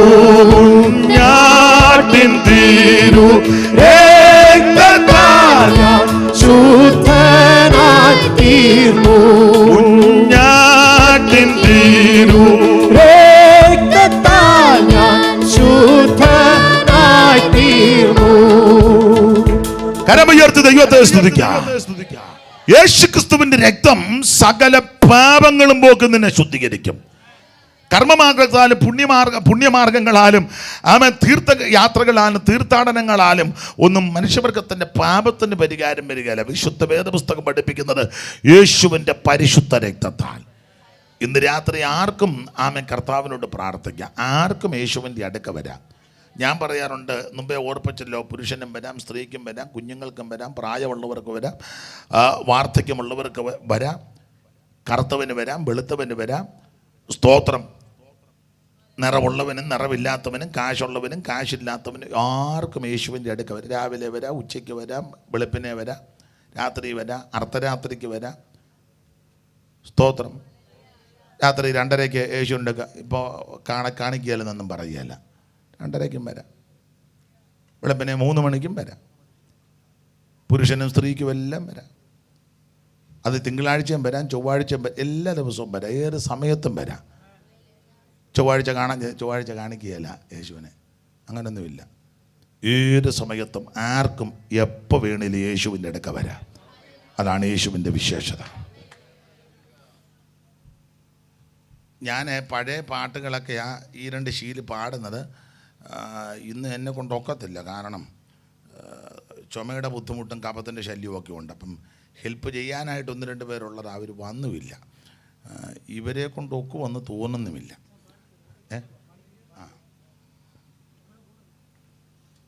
കൂടെ ഉള്ളത് കൊണ്ടത്തില്ല, പാടണം. എല്ലാം യേശുവോടു ചെന്നു. തബല അതിന് വേണ്ട, ഇത് മതി. തബല വേറെ തരാം. എല്ലാം യേശുവോടു ചെന്നു ചൊല്ലിടുമ്പോൾ താൻ കേൾക്കും. എന്തു നല്ലോർ സാഗി യേശു പാപ ദുഃഖം വാഗിക്കും. എല്ലാ യേശുവോടു ചെന്നു ചൊല്ലിടായ നിമിത്തം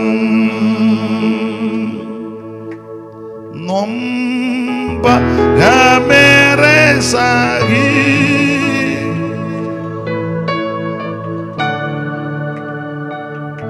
ഒക്കുകയല്ല. അപ്പൊ എന്തായാലും ഒരു കാര്യം പറയാം, ഏത് വിഷയമായിട്ട് ഏത് വ്യക്തി ഏത് സമയത്തും യേശുവിൻ്റെ അടുക്ക വരാം. നിന്നെ തടയത്തില്ല, ഉപേക്ഷിക്കത്തില്ല, തള്ളിക്കളയത്തില്ല, അവൻ ത്യജിക്കത്തില്ല. നിന്നെ അനുഗ്രഹിക്കുന്ന സ്നേഹിക്കുന്ന ഒരു നല്ല യേശു. Price the Lord. അതെ, ഞാൻ ഓടിച്ച് മുമ്പോട്ട് പോകാം. യോഹന്നാന്റെ സുവിശേഷം 1-ാം അധ്യായത്തിലെ യേശുവിൻ്റെ വിശേഷത ലോകത്തിൻ്റെ പാപത്തെ ചുമക്കുന്ന ദൈവകുഞ്ഞാട്. അപ്പം കുഞ്ഞാട് എന്നുള്ളതാണ് നമ്മുടെ വിഷയം. അപ്പോൾ 1-ാമത്തെ കുഞ്ഞാട് ലോകപാപം ചുമക്കുന്ന ദൈവകുഞ്ഞാട്. യേശുക്രിസ്തുവിനെ കുഞ്ഞാടെന്ന് പല നിലകളിലാണ് രേഖപ്പെടുത്തിയിരിക്കുന്നത്. ഒന്ന്, ലോകത്തിൻ്റെ പാപത്തെ ചുമക്കുന്ന ദൈവകുഞ്ഞാട്. മുഴു ലോകത്തിൻ്റെയും പാപം പരിഹരിക്കുവാൻ കഴിവുള്ളവനായ യേശു. ഏത് വ്യക്തിയുടെയും പാപത്തിന് പരിഹാരം തരുവാൻ കഴിവുള്ളവനായ യേശു. ഇന്ന് രാത്രി യേശു നമ്മുടെ നടുവിലുണ്ട്. ഏറ്റുപറ, യേശുവേ, ഞാനൊരു പാപിയാ, എൻ്റെ പാപം ക്ഷമിക്കണം. അവിടുത്തെ പരിശുദ്ധ രക്തം കൊണ്ട് എന്നെ കഴുകി വെടിപ്പാക്കണം. എൻ്റെ ഹൃദയത്തിലേക്ക് അവിടുന്ന് എഴുന്നള്ളി വരണം, എന്നെ രക്ഷിക്കണം. ആര് പ്രാർത്ഥിക്കും? ഇന്ന് രാത്രി അവരെ യേശു രക്ഷിക്കും.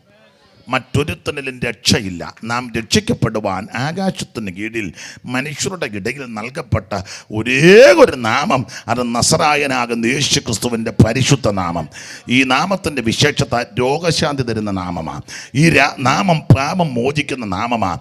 ഈ നാമം പരിമള തൈലം പോലുള്ള നാമമാണ്. ഈ നാമം വിലയേറിയ നാമമാണ്.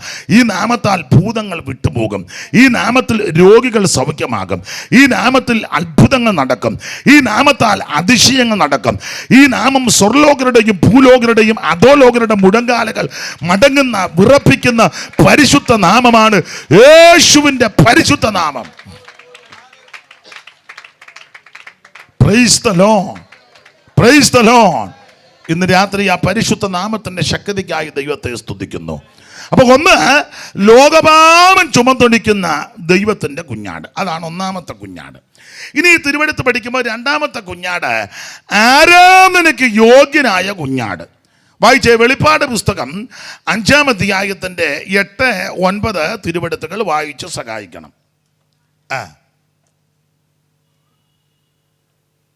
വാങ്ങിയപ്പോൾ 4 ജീവികളും 24 മൂപ്പന്മാരും ഓരോരുത്തൻ വീണയും. അതെ, അപ്പം 7 മുതൽ വായിച്ചല്ലേ. വാങ്ങിയപ്പോൾ ഒന്ന് വായിക്കുമ്പോൾ ചില കഞ്ഞിയും കൂട്ടാനും വല്ലതും വാങ്ങിയ കാര്യമായിരിക്കും. വാങ്ങിയ അടുപ്പയിൽ ഏതാണ്ടിരിക്കുന്നത് പെട്ടെന്ന് വാങ്ങിയ പടി പിടിക്കാതിരിക്കാൻ. അപ്പം തർക്കം വരരുത്. അതുകൊണ്ട് മോള് 7 മുതൽ വായിച്ചു.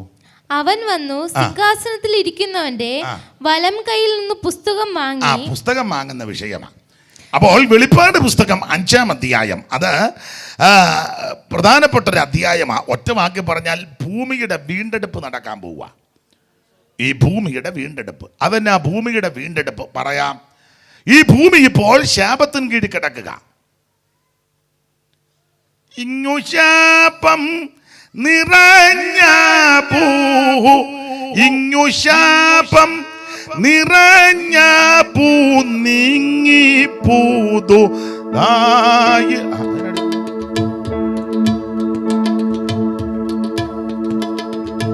ഇങ്ങു ശാപം നിറഞ്ഞ പൂ ഇങ്ങു ശാപം നിറഞ്ഞ പൂ നീങ്ങി പൂതു തായിടും നീങ്ങി പൂതു തായിടും മംഗളം മംഗളമായി നീ വാഴും നമ്മളെല്ലാരും. മംഗളം മംഗളം മംഗളമായി നീ വാഴും നമ്മളെല്ലാരും. മംഗളം. അപ്പോൾ ഈ ഭൂമി ഇപ്പോൾ ശപിക്കപ്പെട്ട ഭൂമിയാണ്. അതെങ്ങനെ ആ ഭൂമി ശാപഗ്രസ്തമായി തീർന്നത്? വേദപുസ്തകം പഠിക്കുന്നവർക്കറിയാം. ആദാം നിമിത്തം ഈ ഭൂമി ശപിക്കപ്പെട്ടു. അതെന്നാ കാരണം? വിലക്കപ്പെട്ട കനി ഭുജിച്ചു. അതെന്നാ? അനുസരണക്കേട് കാണിച്ചു. അപ്പോൾ അനുസരണക്കേട് നിമിത്തം പാപം പ്രവേശിച്ചു. പാപം മുഖാന്തരം ഈ ഭൂമി ശപിക്കപ്പെട്ടു. അവിടെ ശാപം പലർക്ക് കൊടുക്കുന്നുണ്ട്. സ്ത്രീയോട് പറഞ്ഞു, ഗർഭധാരണം വർദ്ധിക്കും, നീ വേദനയോടെ മക്കളെ ഉറക്കെ പറ പ്രസവിക്കും. പിന്നെ നിന്റെ ആഗ്രഹം ഉറക്കെ പറ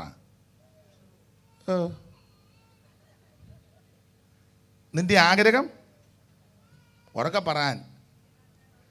നിന്റെ ഭർത്താവിനുണ്ട്, അങ്ങനെ ആകാവൂ, അതിനായി പറഞ്ഞത്. അല്ല, അങ്ങനത്തെ തോമാച്ചനോടല്ല പറഞ്ഞത്. തോമാച്ച ഒരു മനസ്സിലായോ? പിന്നെ അതിനാ ഞാൻ അതിനും കൂടെ വന്നേക്കുന്നത്. അപ്പം നിന്റെ ആഗ്രഹം നിന്റെ ഭർത്താവിനോടാകും. അടുത്ത പദം സഹോദരിമാർ പറ. നിങ്ങൾക്ക് ഇഷ്ടമല്ല എന്നാലും പറഞ്ഞു.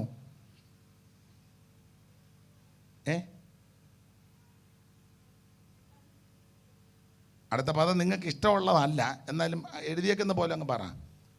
നിന്റെ ആഗ്രഹം നിന്റെ ഭർത്താവിനോടാകും. അടുത്തത്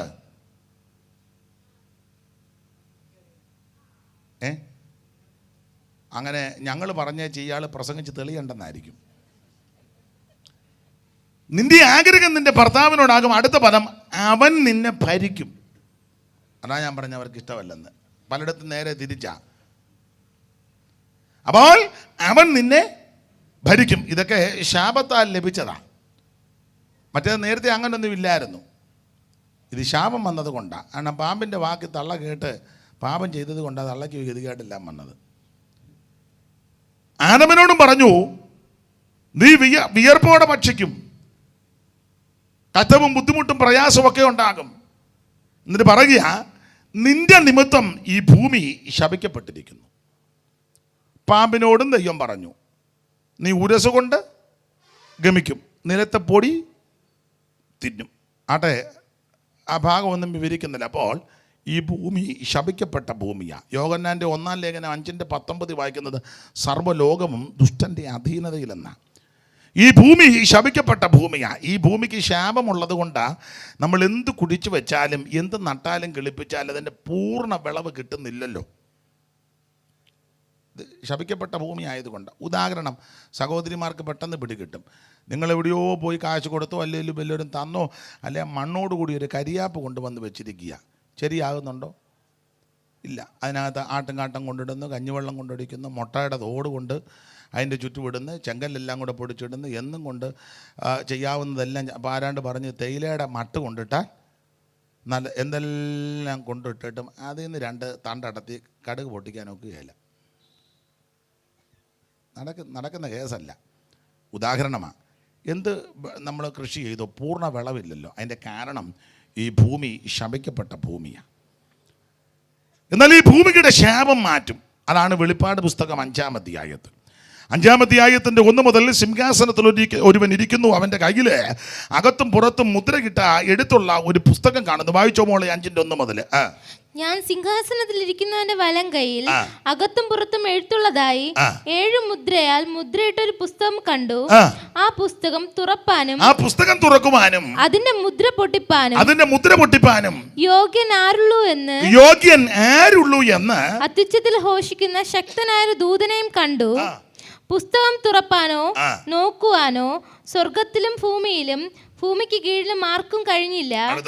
പുസ്തകം തുറന്നു വായിപ്പാനെങ്കിലും അത് നോക്കുവാനെങ്കിലും യോഗ്യനായ ആരെയും കാണായിക കൊണ്ട് ഞാൻ ഏറ്റവും കരഞ്ഞു. അപ്പോൾ യോഹന്നാൻ ഏറ്റവും കരഞ്ഞു. ഈ പുസ്തകം വാങ്ങുവാനും മുദ്ര പൊട്ടിക്കുവാനും തുറക്കുവാനും വായിക്കുവാനും യോഗ്യനായിട്ട് ആരെങ്കിലും ഉണ്ടോ എന്ന് ചോദിച്ചപ്പോൾ ആരുമില്ലെന്ന് കേട്ടപ്പോൾ യോഹന്നാൻ കരഞ്ഞപ്പോൾ മൂപ്പന്മാരിൽ ഒരുത്തം എന്ന് പറഞ്ഞ് കരയേണ്ട, യഹൂദാഗോത്രത്തിന്റെ സിംഹവും ദാവീദിന്റെ വേരുമായവൻ പുസ്തകത്തിന്റെ മുദ്ര പൊട്ടിക്കുവാനും അത് വാങ്ങുവാനും അവിടുന്ന് ജയം പ്രാപിച്ചിട്ടുണ്ട്. അപ്പോൾ താൻ തിരിഞ്ഞപ്പോൾ ഒരു കുഞ്ഞാട് അറുക്കപ്പെട്ടതുപോലെ നിൽക്കുന്നത് കണ്ടു. അടുത്ത വാക്യമായിരുന്നു മോളെ. 7 കൊമ്പും കുഞ്ഞാടെന്നുള്ളത് വായിച്ചേ. 6-ാം വാക്യമല്ലേ? ഞാൻ സിംഹാസനത്തിന്റെയും 4 ജീവികളുടെയും നടുവിൽ മൂപ്പന്മാരുടെ മധ്യത്തിലും ഒരു കുഞ്ഞാട് അറുക്കപ്പെട്ടതുപോലെ നിൽക്കുന്നത് കണ്ടു. അതിന് 7 കൊമ്പും. അപ്പൊ ചുരുക്കി പറഞ്ഞ ഒരു കുഞ്ഞാട് അറക്കപ്പെട്ടതുപോലെ നിൽക്കുന്നു. അതാ ഞാൻ പറഞ്ഞു, 1 ലോകത്തിന്റെ പാപത്തെ ചുമക്കുന്ന ദൈവത്തിന്റെ കുഞ്ഞാട്. 2 ഇവിടെ ഒരു കുഞ്ഞാട് അറക്കപ്പെട്ടതുപോലെ നിൽക്കുന്നത് കണ്ടു. എല്ലാ ഭാഗവും വിവരിക്കുന്നില്ല. ആ കുഞ്ഞാട് വന്ന് സിംഹാസനത്തിൽ ഇരിക്കുന്നതിന്റെ കയ്യിൽ നിന്ന് ആ പുസ്തകം ഇങ്ങോട്ട് വാങ്ങി. അതാണ് 8-ാം വാക്യം. വായിച്ച മോളെ. പുസ്തകം വാങ്ങിയപ്പോൾ അതാണ് വാങ്ങിയത്. പുസ്തകം വാങ്ങിയ കാര്യമാണ്. വാങ്ങിയപ്പോൾ 4 ജീവികളും 24 മൂപ്പന്മാരും ഓരോരുത്തൻ വീണയും വിശുദ്ധന്മാരുടെ പ്രാർത്ഥന എന്ന ധൂപകലശവും നിറഞ്ഞ പൊൻകലശവും പിടിച്ചുകൊണ്ട് ധൂപവർഗമൊക്കെ നിറഞ്ഞ പൊൻകലശവും ഒക്കെ പിടിച്ചുകൊണ്ട് കുഞ്ഞാടിന്റെ മുമ്പാകെ വീണു. ഇനി അതിന്റെ 12-ാം വാക്യവും വായിക്കണം, 14-ാമത്തെ വാക്യവും വായിക്കണം. പെട്ടെന്ന് വായിച്ചു.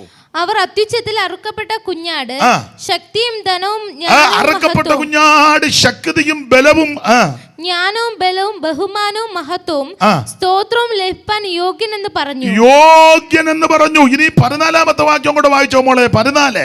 4 ജീവികളും ആമേൻ എന്ന് പറഞ്ഞു. 4 ജീവികളും ആമേൻ എന്ന് പറഞ്ഞു. മൂപ്പന്മാരും വീണ് നമസ്കരിച്ചു.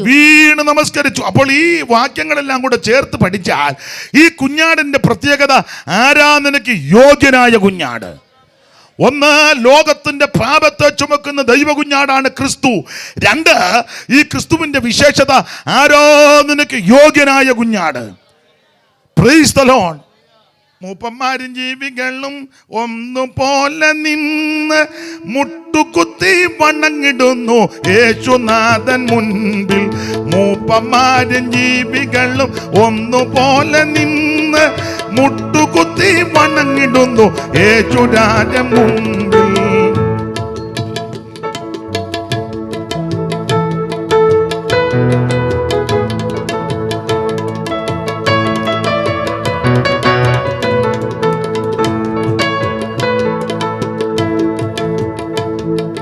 അപ്പൊ ശ്രദ്ധിക്കുക, ഈ 4 ജീവികളും മൂപ്പന്മാരും സകല ആൾക്കാരും മുട്ടുകുത്തി വണങ്ങുക, വീണ് നമസ്കരിച്ചു. സ്തോത്രം. കിരീടമെല്ലാവരും മാറ്റിക്കിട്ടു. ആ കുഞ്ഞാടിൻ്റെ മുമ്പാകെ വീണ് വണങ്ങി കുഞ്ഞാടിനെ നമസ്കരിച്ചു. എന്ന് പറഞ്ഞാൽ ഈ കുഞ്ഞാടിൻ്റെ വിശേഷത ആരാധനയ്ക്ക് യോഗ്യനായ കുഞ്ഞാടാ. ദൈവത്തിന് മഹത്വം. ഈ കുഞ്ഞാട് ആരാധനയ്ക്ക് യോഗ്യനാകാൻ കാരണമെന്നാ? അപ്പൊ ഇടയ്ക്ക് കയറി പറയാം, ആരെ ആരാധിക്കണം, ആരെ ആരാധിക്കരുത്, ആരാണ് ആരാധിക്കേണ്ടത്, എങ്ങനെയാണ് ആരാധിക്കേണ്ടത്, അതൊരു വിഷയമാണ്. അത് ഇന്നിപ്പം പറയുന്നില്ല. ഒറ്റ വാക്കിലങ്ങ് പറയാം, ആരെ ആരാധിക്കണം? ദൈവത്തെ ആരാധിക്കണം. ആരെ ആരാധിക്കരുത്? വേറെ ആരെ ആരാധിക്കരുത്, ദൈവത്തെ ആരാധിക്കാവൂ.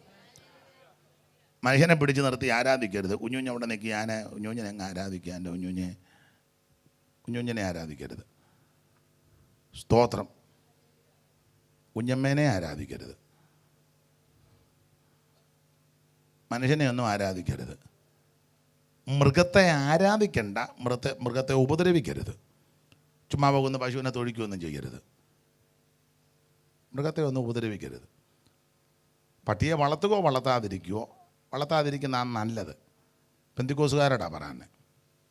കാരണം നമ്മൾ പ്രാർത്ഥിക്കുന്നത് ദൈവമേ ദൂതനെ ഇറക്കണമെന്നാണ്. അപ്പം ദൂതൻ വരുമ്പം പട്ടി 2 എണ്ണം നിൽക്കുക, എന്നാൽ പിന്നെ പട്ടി നിൽക്കട്ടെ, ഞാൻ അപ്പുറത്തെ വീട്ടിൽ പോകാണ്ട് ദൂതനും ചിന്തിക്കും. മനസ്സിലായോ? പിന്നെ പട്ടി കുരയ്ക്കുന്ന ദൂതനെ കണ്ടില്ല, വ്യായനെ കണ്ട് കുരയ്ക്കുന്നതാണ്. മനസ്സിലായി കാണും. അതുകൊണ്ട് അങ്ങനെ അങ്ങ് പറഞ്ഞത്. മൃഗത്തെ ഉപദ്രവിക്കരുത്, മൃഗത്തെ നശിപ്പിക്കണ്ട, പക്ഷേ ആരാധിക്കണ്ട. ആരാധനയ്ക്ക് യോഗ്യൻ ദൈവമാണ്. സ്തോത്രം. ഈ പ്രകൃതിയെ നശിപ്പിക്കരുത്, പ്രകൃതിയെ ആരാധിക്കണ്ട, പ്രകൃതിയോട് സ്നേഹമുണ്ടായിരിക്കണം. മരവും പുല്ലും കാടും ഒക്കെ ഉണ്ടല്ലോ, അതിനെയൊക്കെ സ്നേഹിക്കണം. മരമെല്ലാം കൂടെ വെട്ടി നശിപ്പിക്കരുത്. എന്നിട്ട് കിടന്ന് മഴയ്ക്ക് വേണ്ടി പ്രാർത്ഥിക്കുക, അപ്പോൾ വറവാണ് ദൈവമേ, ഉള്ളതെല്ലാം അടിച്ച് തൂത്ത് കളയുക. പ്രകൃതിയെ സ്നേഹിക്കണം, നശിപ്പിക്കരുത്. പക്ഷേ പ്രകൃതിയെ ആരാധിക്കരുത്.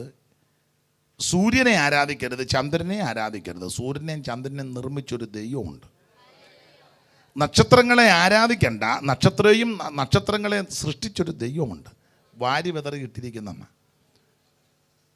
ഈ കല്ലും മണ്ണും പൂഴിയും പൊടിയും ഇതിനൊന്നും ആരാധിക്കണ്ട, നശിപ്പിക്കണ്ട, പക്ഷേ ആരാധിക്കണ്ട. ആരാധനയ്ക്ക് യോഗ്യൻ ദൈവമാണ്. അപ്പോൾ ആരെ ആരാധിക്കണം? ദൈവത്തെ ആരാധിക്കണം. ആരെ ആരാധിക്കരുത്? വേറെ ആരെ ആരാധിക്കരുത്. ഇനി ആരാണ് ആരാധിക്കേണ്ടത്? ചുമ്മാ പോകുന്നവരെല്ലാം കൂടെ കയറി ആരാധിക്കരുത്. നിങ്ങൾ വേദപുസ്തകം പഠിക്കുന്നവർക്ക് ആരാ ആരാധിക്കേണ്ടത്? ആരുടെ ആരാധനയാ? പ്രസാദം. ഒറ്റവാക്കി പറയാം. ഇസ്രായേൽ മക്കളും ഇസ്രയേലിൽ 1430 വർഷം അടിമകളായി, പ്രവാസികളായി, അടിമകളായി ജീവിച്ചു. ആ സമയത്തൊന്നും ആരാധിച്ചതായിട്ട് കാണുന്നില്ല, ചാപ്പാടടിച്ചതായിട്ട് കാണുന്നുണ്ട്. അതവർ തന്നെ പറയുന്നുണ്ട്. മാത്തങ്ങായും വെള്ളരിക്കായും ഉള്ളിയും കൊച്ചുള്ളിയും ചുറ്റുള്ള അടിച്ച് പെരുക്കുകയായിരുന്നെന്ന്. പിന്നെ കാശ് കൊടുക്കാതെ കിട്ട കുറേ മീനും അടിച്ച് നല്ല പെരുകി. പക്ഷേ ആരാധിച്ചെന്നില്ല. പിന്നെ ആരാധിച്ചത് എപ്പോഴാണ്? ഒറ്റ വാക്കി പറയാം. കുഞ്ഞാടിനെ അറുത്ത് ചോരത്തളി ആചരിച്ചു, രക്ഷ. അത് കിടന്ന് ചെങ്കടൽ കടന്നു, സ്നാനം. മറകര കയറിയ തപ്പെടുത്ത് നൃത്തം ചെയ്ത് ആരാധിച്ചു. അപ്പോൾ ആരാണ് ആരാധിക്കേണ്ടതെന്ന് ചോദിച്ചാൽ, രക്ഷിക്കപ്പെട്ട് സ്നാനപ്പെട്ട് മറകര കയറിയവർ വേണം ദൈവത്തെ ആരാധിക്കാൻ. ആ ആരാധനയിൽ ദൈവപ്രസാദമുണ്ട്. ഞാൻ ആ ഭാഗത്തേക്ക് എല്ലാം ഒന്നും പോകുന്നില്ല. ദൈവത്തിന് മഹത്വം. അപ്പോൾ അങ്ങനെയുള്ളവരുടെ ആരാധന ദൈവം പ്രസാദിക്കുന്ന ആരാധനയാണ്. ഇവിടെ ഈ കുഞ്ഞാടിൻ്റെ വിശേഷത, ആരാധനയ്ക്ക് യോഗ്യനായ കുഞ്ഞാട്. എന്തുവാ ഈ കുഞ്ഞാട് ആരാധനയ്ക്ക് യോഗ്യനാകാൻ കാരണം? 1-2 കാര്യം പറയുക. കുഞ്ഞാട് ആരാധനയ്ക്ക് യോഗ്യനാകാൻ കാരണം, ഒന്ന്, ഈ കുഞ്ഞാട് ജയം പ്രാപിച്ചിരിക്കുന്നു. അതുകൊണ്ടാണ് അവിടുന്ന് ആരാധനയ്ക്ക് യോഗ്യൻ. മോളെ, ആ 5-ാം അധ്യായത്തിൻ്റെ 5-ാമത്തെ വാക്യത്തിൻ്റെ ഒടുവിലത്തെ ഭാഗം വായിച്ച്. 5-ാം അധ്യായത്തിൻ്റെ 5-ാമത്തെ വാക്യത്തിൻ്റെ ഒടുവിലത്തെ ഭാഗം.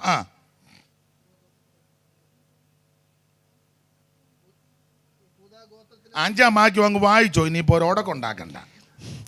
അപ്പോൾ മൂപ്പന്മാരിൽ ഒരുത്തൻ എന്നോട്, കരയേണ്ട, യഹൂദാ ഗോത്രത്തിലെ സിംഹവും ദാവീദിന്റെ വേരുമായവൻ പുസ്തകവും അതിന്റെ 7 മുദ്രയും തുറപ്പാൻ തക്കോണം ജയം പ്രാപിച്ചിരിക്കുന്നു എന്ന് പറഞ്ഞു. ജയം പ്രാപിച്ചിരിക്കുന്നു. മതി. അപ്പോൾ ഈ കുഞ്ഞാട് ആരാധനയ്ക്ക് യോഗ്യനാകണമെന്ന് പറയാനുള്ളതിന്റെ 1-ാമത്തെ കാരണം, ഈ കുഞ്ഞാട് ജയം പ്രാപിച്ച കുഞ്ഞാടാ. ഇവിടെ വന്ന സകല ആൾക്കാരും ആമെ പരാജയപ്പെട്ടു. മുഴുവനെണ്ണവും തോറ്റ് തുന്നമ്പാടിയാ പോയത്.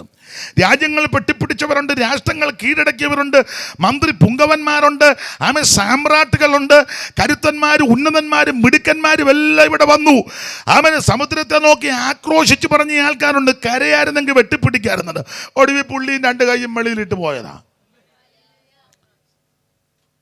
അലക്സാണ്ടറിനെ പറ്റി കേട്ടിരിക്കുന്നത് അവൻ ഭയങ്കര ധീരനായിരുന്നു, പക്ഷേ കണ്ടംപൂച്ചയെ പേടിയായിരുന്നു.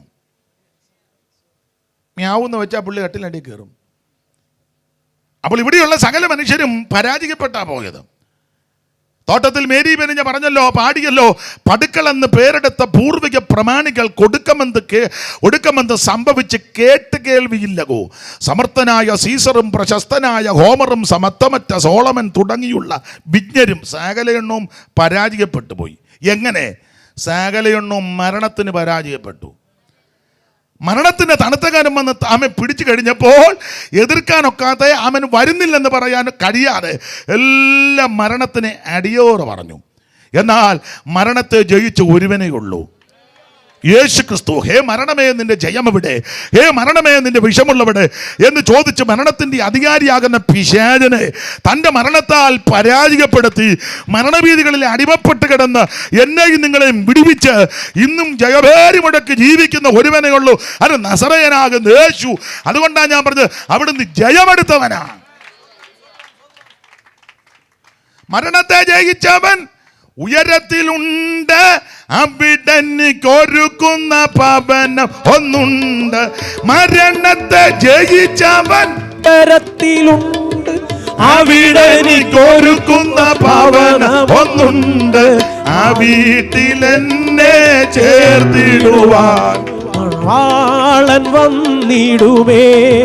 ആ വീട്ടിലെന്നെ ചേർത്തിടുവാൻ മണവാളൻ വന്നിടുമേ. സ്തുതിഗീതം പാടി പുകഴ്ത്തിടുന്നേ മനുവേലനെ ദൂതർ സ്തുതിച്ചു വാഴ്ത്തും സുന്ദരനാ മണവാളനെ ദൂതർ സ്തുതിച്ചു വാഴ്ത്തും സുന്ദരനാ മണവാളനെ. കരമുയർത്തി ഹല്ലേലൂയ പാട്. ഇന്ന് രാത്രി ജയിച്ച ഒരുവനേ ഉള്ളൂ, നസറയനാകുന്ന യേശു ക്രിസ്തു. ഈ കുഞ്ഞാടിന്റെ വിശേഷത, ആരാധനയ്ക്ക് യോഗ്യനായ കുഞ്ഞാട്. എന്താ യോഗ്യനാണെന്ന് പറയാൻ കാര്യം? ഒന്ന്, അവിടുന്ന് ജയമെടുത്തവനാ. ആരാധിക്കുന്നെങ്കിൽ ജയിച്ചവനെ ആരാധിക്കണം. തോറ്റ് തുന്നം പാടിയവനെ എല്ലാം കൂടെ ആരാധിച്ച എന്തോ ഓണം ജയിച്ചു നിൽക്കുകയാ. ദൈവത്തിന് മഹത്വം. അവിടുന്ന് മരണത്തെ ജയിച്ചവനാ. മരണത്തെ ജയിച്ച ഒരുവനേ ഉള്ളൂ, യേശു ക്രിസ്തു. ആമൻ കല്ലറയ്ക്കകത്ത് കൊണ്ട് അവിടുത്തെ തിരുശരീരം വെച്ച് കല്ലുമെല്ലാം ഉരുട്ട് വെച്ച് റോമൻ മുദ്രയുമെല്ലാം കൊണ്ട് ഏൽപ്പിച്ച് നിർത്തി 100 പടയാളികളെയും കാവലേർപ്പെടുത്തി. ആമൻ എല്ലാവരും ഓർത്തത് ഇതോടെ തീർന്നെന്ന. മതശക്തികൾ മുഴുവൻ നിന്ന് വെല്ലുവിളിച്ചു, യേശു ഉയർക്കത്തില്ല. രാഷ്ട്രീയ ശക്തികളെല്ലാം വെല്ലുവിളിച്ചു, അതുകൊണ്ടാണല്ലോ മുദ്രയെല്ലാം അടിച്ചു വെച്ചത്. സ്തോത്രം. ആമൻ എതിർക്കത്തില്ല. സാത്താന്യ ശക്തികൾ വെല്ലുവിളിച്ചു, ഉയർക്കത്തില്ല. എന്നാൽ തിരുവെടുത്ത് പറഞ്ഞതുപോലെ 3-ാമത്തെ ദിവസം സ്വർഗത്തിൽ നിന്ന് ദൂതനിറങ്ങി കല്ലുരുട്ടി മാറ്റി അവിടുന്ന് എഴുതി വച്ചിരിക്കുന്നത് പോലെ 3-ാമത്തെ ദിവസം മരണത്തെ ജയിച്ചവിടുന്ന് ഉയർത്തു. Praise the lord, praise the lord. ഇന്നും അവിടുന്ന് ജയഭേരി മുടക്കി നിൽക്കുകയാ. അവിടുന്ന് ജയാളിയാ. ദൈവത്തിന് മഹത്വം. കല്ലറ തുറന്നവൻ വൈരിയെ തകർത്തു, കല്ലറ തുറന്നു വൻ വൈരിയെ തകർത്തു. വല്ലഭനായവനെ, വല്ലഭനായവനെ ശ്രീയേശുവേ വന്ദനം ചെയ്തിടുവീ. നിരന്തരം വന്ദനം ചെയ്തിടുവീ. ശ്രീയേശുവേ വന്ദനം ചെയ്തിടുവീ. കല്ലറ തുറന്ന് വൻ വൈരിയെ തകർത്തു, കല്ലറ തുറന്നു വൻ വൈരിയെ തകർത്തു. ഓ വല്ലഭനായവനെ, വല്ലഭനായവനെ ശ്രീയേശുവേ വന്ദനം ചെയ്തിടുന്നു. നിരന്തരം വന്ദനം ചെയ്തിടുവീ. ശ്രീയേശുവേ വന്ദനം ചെയ്തിടുന്നു. കരമുയർത്തി കർത്താവിന് മഹത്വം കൊടുക്ക. അപ്പോൾ ഒന്ന്, ലോകത്തിന്റെ പാപത്തെ ചുമക്കുന്ന ദൈവ കുഞ്ഞാട്. രണ്ട്, അവൻ ആരാധനയ്ക്ക് യോഗ്യനാകുന്ന കുഞ്ഞാട്. എന്തുവാ അവിടുന്ന് ആരാധനയ്ക്ക് യോഗ്യനാകാൻ കാരണം? ചുമ്മാ കയറി ആരാധിക്കരുത്, കാരണമുണ്ട്. ഒന്ന്, അവിടുന്ന് ജയമെടുത്തവനാ. രണ്ട്, അവിടുന്ന് അറുക്കപ്പെട്ടു, അതുകൊണ്ടാണ് അവിടുത്തെ ആരാധിക്കുന്നത്. അറുക്കപ്പെട്ടെന്ന് പറഞ്ഞാൽ അവിടുത്തെ തിരുരക്തം നമുക്ക് വേണ്ടി ഒഴുക്കി. മോളെ 6-ാം വാക്യം വായിച്ചേ. 6-ാം വാക്യം 9-ാം വാക്യവും വായിക്കണം. 5-6-9. ഞാൻ സിംഹാസനത്തിന്റെയും 4 ജീവികളുടെയും നടുവിലും മൂപ്പന്മാരുടെ മധ്യത്തിലും ഒരു കുഞ്ഞാട് അറുക്കപ്പെട്ടത്. മതി, ഒരു കുഞ്ഞാട് അറുക്കപ്പെട്ടു. കണ്ടോ? അപ്പോൾ ഈ കുഞ്ഞാട് ആരാധനയ്ക്ക് യോഗ്യനാകാൻ കാരണം 2, ഈ കുഞ്ഞാട് അറുക്കപ്പെട്ടിരിക്കുക എന്ന് പറഞ്ഞാൽ, അറുക്കപ്പെട്ടെന്ന് പറഞ്ഞാൽ അതിൽ മനസ്സിലാകുന്ന ഭാഷയിൽ പറഞ്ഞാൽ അവിടുത്തെ തിരുരക്തം നമുക്ക് വേണ്ടി ചീന്തി. അതുകൊണ്ടാണ് അവിടുന്ന് ആരാധനയ്ക്ക് യോഗ്യൻ. ഇവിടെ വന്ന ഞാനും നിങ്ങൾ പല ആൾക്കാരും വല്ലവരുടെയും രക്തമെല്ലാം ചീന്തി വെച്ച് പോയതല്ലാതെ, കൊണ്ടുപാടാ അവൻ്റെ പടലി എടുത്തുകൊണ്ട് വാ, സ്തോത്രം, തന്തിക്കാവോ അവൻ്റെ പടലി കണ്ടിച്ചുകൊണ്ട് വന്നില്ലെങ്കിൽ നിന്നെ കണ്ടിക്കും, അങ്ങനെയൊക്കെ പറഞ്ഞാൽ പലരും. യേശു അങ്ങനല്ല, ആരുടെയും പടലി കണ്ടിച്ചില്ല, യേശു രക്തം ചിന്തി. അതെന്തിനാന്ന് ചോദിച്ചാൽ, അവൻ നമ്മുടെ പാപത്തിന് പരിഹാരം വരുത്തുവാൻ അവിടുന്ന് അറക്കപ്പെട്ടവനാ. ഇന്ന് രാത്രി ആ രക്തത്താൽ പാപമോചനമുണ്ട്. ആ രക്തം പരിശുദ്ധ രക്തമാണ്. ഇന്ന് രാത്രി ആര് വിശ്വസിക്കും അവർക്കെല്ലാം ഇന്ന് രാത്രി വിടുതല. അത് കുഞ്ഞാട് ആരാധനയ്ക്ക് യോഗ്യനാകാൻ കാരണം, ഒന്ന്, അവിടുന്ന് സ്തോത്രം ജയം പ്രാപിച്ചു. 2, അവിടുന്ന് അറുക്കപ്പെട്ടതാ. 3, അവിടുന്ന് ആരാധനയ്ക്ക് യോഗ്യനാകാൻ കാരണം അവിടുന്ന് ആ വാക്യം തന്നെ യോഗ്യനാ. അതുകൊണ്ട് ആരാധിക്കുന്നത്. യോഗ്യനെ വേണ്ടേ ആരാധിക്കാൻ? 9-ാം വാക്യം വായിച്ചേ മോളെ. 9-ാം വാക്യം. പുസ്തകം വാങ്ങുവാനും അതിന്റെ മുദ്ര പൊട്ടിപ്പാനും നീ യോഗ്യൻ, നീ അറുക്കപ്പെട്ടു. ഒന്നുകൂടെ വായിച്ചു 9-ാം വാക്യം.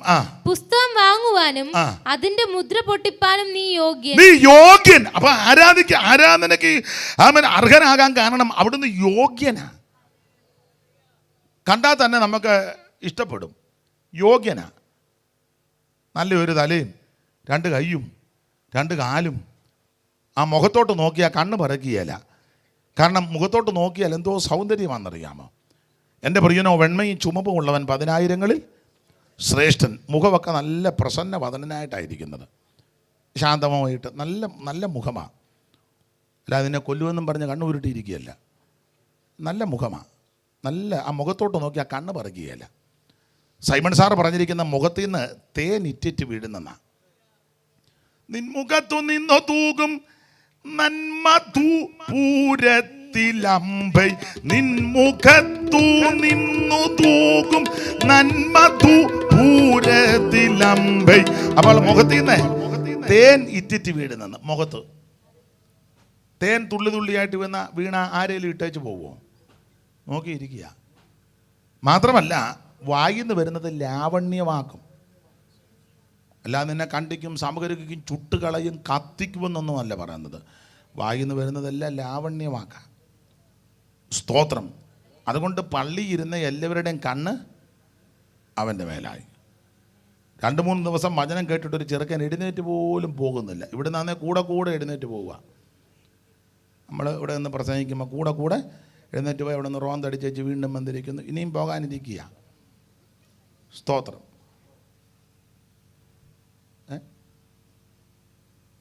മുന്നേ ഇരുന്ന ആളെഴുന്നേറ്റ് പുറകിൽ പോയിരിക്കുന്നു, പുറകിരുന്ന പുള്ളി മുന്നോട്ട് കയറിയിരിക്കുന്നു. പിന്നെ വർത്തമാനം പറയാൻ നമ്മുടെ യോഗത്തിനെ എന്നാൽ യേശു 3 ദിവസം യോഗം നടത്ത ആരും എഴുന്നേറ്റ് കൊച്ചുങ്ങൾ പോലും പോകുന്നില്ല. കാരണം അതുപോലത്തെ വാക്കാ വായിന്ന് വരുന്നത്, ലാവണ്യ വാക്ക്. സ്തോത്രം. അതാ അവിടുന്ന് യോഗ്യനാ. ഇതുപോലെ യോഗ്യനായ ശ്രേഷ്ഠനായ ഒരുവനില്ല. എൻ്റെ പ്രിയനോ, വെണ്മയും ചുമപ്പുമുള്ളവൻ 10,000-ങ്ങളിൽ ശ്രേഷ്ഠൻ. വായിന്ന് വരുന്നത് ലാവണ്യവാക്ക്. മുഖത്ത് നല്ല പ്രസന്ന വദനന. പുരുഷലക്ഷണം അങ്ങനെ. പ്രസാദം വദനത്തെങ്കിലും കാരുണ്യം ദർശനത്തിലും മാധുര്യം വാക്കിലും ചേർന്നുള്ളവനെ പുരുഷോത്തമൻ. അതാ പുരുഷലക്ഷണം. പ്രസാദം വദനത്തെങ്കിലും മുഖത്തൊരു പ്രസാദമൊക്കെ കാണണം. ചുമ്മാ കടുവ നോക്കും പോലെ പിള്ളേരെ നോക്കിയാൽ പിള്ളേർ കല്ലെടുത്തെറിയും. ഞാൻ ഇവിടുത്തെ വലിയ പുള്ളിയാണെന്ന് പറഞ്ഞ് ഇങ്ങനെ നോക്കിയാൽ പഴയ കാലമല്ല. സ്തോത്രം. സൈക്കിളിൽ നിറങ്ങാൻ പോലും നിനക്ക് ആവതില്ല. മനസ്സിലായോ? സൈക്കിളിൽ കയറിയ ചെയ്ത് ഇറങ്ങുന്നത് തന്നെ അപ്പം പിള്ളേരോട് വളരെ ദയയോടെ കരുണയോടെ പ്രസാദം വദനത്തെങ്കിൽ മുഖത്തൊക്കെ പ്രസാദം വേണം. പ്രസാദം വദനത്തെങ്കിലും കാരുണ്യം ദർശനത്തിലും നോട്ടത്തിലൊരു കരുണയൊക്കെ വേണം. എന്തുകൊണ്ട് കുഞ്ഞെ സൗഖ്യമായിട്ടിരിക്കുന്നില്ല ആട്ടെ വേണ്ടേ? ഞാൻ ഭാഷ എന്നും പറഞ്ഞ് നീ കടുവ പോലെ പോയാൽ പിള്ളേർ കാഞ്ഞിത്തറ്റാലിക്ക് തന്നെ ഏറ്റും. ഭാഷ എന്ന് പറഞ്ഞു കാരുണ്യം ദർശനത്തിലും മാധുര്യം വാക്കിലും നല്ല രമ്യമായി മധുരയോടെ സംസാരിക്കണം. ഇതിൻ്റെ വാക്ക് കേൾക്കുമ്പം കരിങ്കലെടുത്ത് എറിയാൻ തോന്നരുത്. എന്നിട്ട് പറയുക സുവിശേഷ വിരോധികൾ ഈ ദേശത്ത് വായും ചുണ്ടും അടങ്ങി നടക്കണം. മാധുര്യം വാക്കിലും ഇങ്ങനെയുള്ളവനാ പുരുഷോത്തമൻ. അതാ പുരുഷ ലക്ഷണം. ഇത് സകല ലക്ഷണവും യേശുവിലുണ്ട്. സ്തോത്രം. പൊൻപിള്ളക്കേടുള്ളിൽ പൊൻകച്ചയും പൂണ്ട് വെള്ളത്തല മൂടി വെള്ളയാം പഞ്ഞി പോൽ. പൊൻപിള്ളക്കേടുള്ളിൽ പൊൻകച്ചയും പൂണ്ട് വെള്ളത്തല മൂടി വെള്ളയാം പഞ്ഞി പോൽ.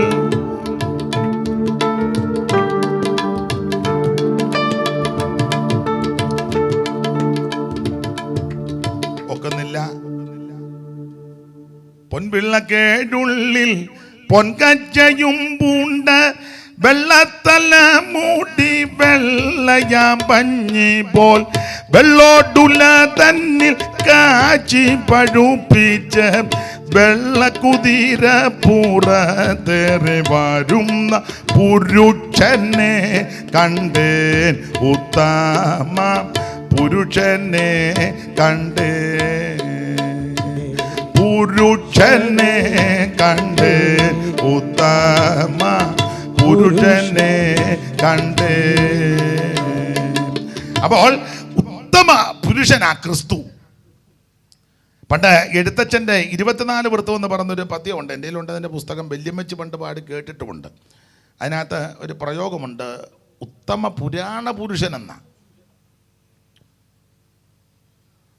അത് പഴയ പ്രയോഗമാണ്. വെൺമതി കലാപരുണനംബിക ഗണേശൻ നിർമ്മല ഗുണാകമല ഭഗവാനും നാൻമുഖനുമാശു കവി മാതു ഗുരുഭൂതർ നന്മകൾ വരുത്തുക കരിര. അത് നല്ല പ്രയോഗമാണ്. ഉത്തമ പുരാണ പുരുഷന്റെ ചരിതാനാം ഉത്തമമിതാതിലക നായക ചരിത്രം. നല്ല പ്രയോഗമാണ്. എഴുത്തച്ഛൻ്റെ വരികളാണ്. അപ്പോൾ ഉത്തമ പുരാണ പുരുഷൻ, സാക്ഷാൽ ഉത്തമ പുരുഷൻ, യോഗ്യൻ, ശ്രേഷ്ഠൻ, ഉന്നതൻ, മഹിമയുള്ളവൻ, മഹത്വമുള്ളവൻ. അപ്പോൾ ആരെ ആരാധിക്കണം? അവൻ ഇത് ആരാധനയ്ക്ക് യോഗ്യനാകുന്ന കുഞ്ഞാട്. എന്താ ഈ കുഞ്ഞാടിന്റെ വിശേഷത? യോഗ്യനാകാൻ കാരണം ഒന്ന്, അവിടുന്ന് അവൻ ജയം പ്രാപിച്ചവനാ. 2, അവിടുത്തെ പരിശുദ്ധ രക്തം നമുക്ക് വേണ്ടി ചീന്തി, അതുകൊണ്ട് അവിടുന്ന് യോഗ്യനാ. 3, അവിടുന്ന് യോഗ്യൻ തന്നെയാ. അതാണ് 9-ാം വാക്യം. ഒന്നുകൂടെ വായിച്ചോ മോളെ. 9-ാം വാക്യം. പുസ്തകം വാങ്ങുവാനും അതിന് മുദ്ര പൊട്ടിപ്പാനും നീ യോഗ്യൻ. യോഗ്യൻ, അവിടുന്ന് യോഗ്യനാ. മാത്രമല്ല അടുത്തത് ആരാധനയ്ക്ക് യോഗ്യനാകാൻ കാരണം സർവ്വ സൃഷ്ടികളും അവിടുത്തെ വാഴ്ത്തുന്നു. 13-ാമത്തെ വാക്യം വായിച്ചേ. 13-ാം വാക്യം 5:13. സ്വർഗ്ഗത്തിലും ഭൂമിയിലും ഭൂമിക്ക് കീഴിലും സമുദ്രത്തിലുമുള്ള സകല സൃഷ്ടിയും അവയിലുള്ളതൊക്കെയും സിംഹാസനത്തിൽ ഇരിക്കുന്നവനും കുഞ്ഞാടിനും സ്തോത്രവും ബഹുമാനവും മഹത്വവും. അപ്പോൾ സകല സൃഷ്ടിക്കും അവൻ സ്തോത്രം ആരാധിക്കുവാൻ യോഗ്യനാണ് ക്രിസ്തു. പഴയൊരു പാട്ടുണ്ട്. ഉമ്മ ഇരിക്കല്ലയോ? 2 പേര് പാട്. വെറുതെ ഇരിക്കല്ലയോ? വനഭൂമി സൂര്യ ചന്ദ്ര നക്ഷത്രാദികളെ, വനഭൂമി സൂര്യ ചന്ദ്ര നക്ഷത്രാദികളെ, മാനമായി ചമച്ച ദേവ പാഹി മഹേശ, മാനമായി ചമച്ച ദേവ പാഹി മഹേശ.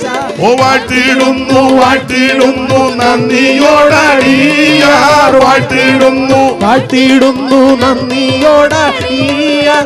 കീർത്തിക്കുന്നു ഘോഷിക്കുന്നു ആർത്തുമോദമോടെ, കീർത്തിക്കുന്നു ഘോഷിക്കുന്നു ആർത്തുമോദമോടെ. കരമുയർത്തി ദൈവത്തെ സ്തുതിക്കുക. അവിടുന്ന് ആരാധനയ്ക്ക് യോഗ്യനാകുന്ന കുഞ്ഞാട്.